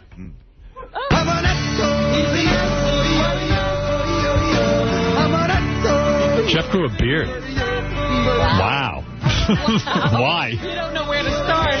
Why'd you grow a beard? Artie's fascinated with Jeff. What's up with the song? I don't know. Fred put that on, not me. Right. What's up with Get for coming in. Quickly, Jeff, you were on a game show somehow. A legitimate game show. Explain how you what happened there. Yeah, I was on Game Show Network. Right. You called in? Yes, Yeah. I did. Right. You can take off your hat. It's ridiculous. I'm leaving it. Why, you're embarrassed because you're bald? Who cares? You look good. Who cuts your hair? Fuck it. Yeah. Oh, my God, your hair, it's all patchy. What happened there? But I look good. No, you don't. You look the direct opposite of good. That's what Robin said. No, she's being nice. Or funny. She's giddy. Jeff, tell me what happened. How do you get on the Game Show Network? I don't even understand. Were you watching TV at the time? Yeah, Okay. I was watching TV, and I called the 1-800 number. Right. And they called me back. What was the name of the show? Game Show Network Live. Okay. And they run old game shows, but this was one that was going on currently. Right. And what was the object of the game? To, try to answer. What's the matter, Artie? He's being a bitch, as always. It's the most pathetic life. I just feel so good about myself, because my life is pathetic, but yours is, you're in a trailer. This is a weekday afternoon. Yeah, but you're a heroin addict, so fuck you. I would rather be a heroin addict who gets out of it. The game show. Fuck you. What is your average day? You watch the Game Show Network every day, don't you? All right, let's not get sidetracked. I do. Jeff, this is a fascinating story. So you were sitting at home and watching the Game Show Network. Yes. And they announced that there was some sort of live contest. And you got through, because you were probably the only one watching. Right. And they called you back. And what was the game that you had to play? I had to answer some question about the pyramids in Egypt. I see. And what was the question? Do you know? Was it a multi-part question? In other words, was it one? No, it was a single question. About the pyramids? I think it was, where are the pyramids? Was that the question? Where are the pyramids? It was like, what's the name of something you can find in Egypt? Really? And I said the pyramids. Ding, ding, ding. Ding, ding, ding. And what is it, a host, a male host, or female host? Male and female. I see. The two of them come on the TV. Kelly, what's her name? Kelly. She's from Baywatch. All right, Kelly. Kelly Packard. Good-looking girl, I bet, right? Oh, yeah. Okay, so you were watching her, and then you answer the question, ding, ding, ding, the bells go off, and what did you win exactly? A trip to the Algonquin. Okay, and all expenses paid. Well, I thought it was all expenses paid. This morning, I woke up with a bill under my door for $380. Why? I don't fucking know. They didn't cover incidentals, I bet. Did you pay for it? Not yet. Yeah, I didn't check out yet. How are you going to do that? I got You some can't do money, it. but... And what is up for your phone? Did you make phone calls? No. Well, I made some, but Did you have room service? No. Mini bar? No, minibar? No. Did you order movies? No. Jeff, that doesn't make any sense. $380, what is that for? You made some phone calls. $329. Yeah, I only made local phone calls. Yeah, but they charge you. In a hotel, they charge you. $380? Well, they said it was $1 a call. How many calls did you make? I'm not even for local. How many? Did you make 100 calls? No. How long were you on the phone? I might have been. Well, what is your guess? What I've heard is that when Shuli went to his room, it was like a cloud of smoke. Right. And he's staying in a non-smoking room. So they got to pay to clean that room. Oh, maybe it's for his smell. Oh, they fine you. Big time. Oh, do you have to pay that? I mean, he didn't know. Yes, it's a non-smoking room. He's an idiot. I didn't know. There's no ashtrays. Howard, I've been to hotels a million times. They tell you when you check in if you smoke in this room, there's going to be a huge wait a charge. second. Nobody ever told me Well, shit, you're the one that told Shuli it was a non-smoking room. Nobody ever told me nothing. I got a fine once, Howard, for smoking in a non-smoking You room. did? It was $250. No kidding. Yeah. Wow. Might have been it then. So that combined with the phone calls, how long are you on the phone in a hotel? You can't do that, man. Because even local. Yeah, but it's a local call. They said it's only I'm telling you something and you're telling. Why didn't you tell them you were a smoker and they put you in a smoking room? It's a non-smoking hotel. You can't smoke anywhere Hey, Jeff, in New what York. did you use for an ashtray? Because you know there were no ashtrays in it, obviously. Should have been the first hint. A glass. I knew it. You took a glass, filled it with water, and just put all your gross cigarettes in it, right? I've done that You know, too, man. bitch. The maid finds that, you know. So what did you do? I emptied it, bitch. What did you do the whole time in New York? Did you go out at all? Yeah, Marianne came over, and we had a lovely dinner. Yeah, at the Algonquin? Yes. Was the food good? It was very good. Right. Except for the fact that I asked the waiter if he had potatoes and gravy. He said, "Oh yeah, we have gravy." So he brings out the filet mignon with gravy on it. The potatoes are bare. I'm like, what, Dude, when do you ever have anything decent to eat? You eat cheese in your trailer. I mean, the fact that you had a He's potato. complaining about the filet mignon. Oh, my God, come on. With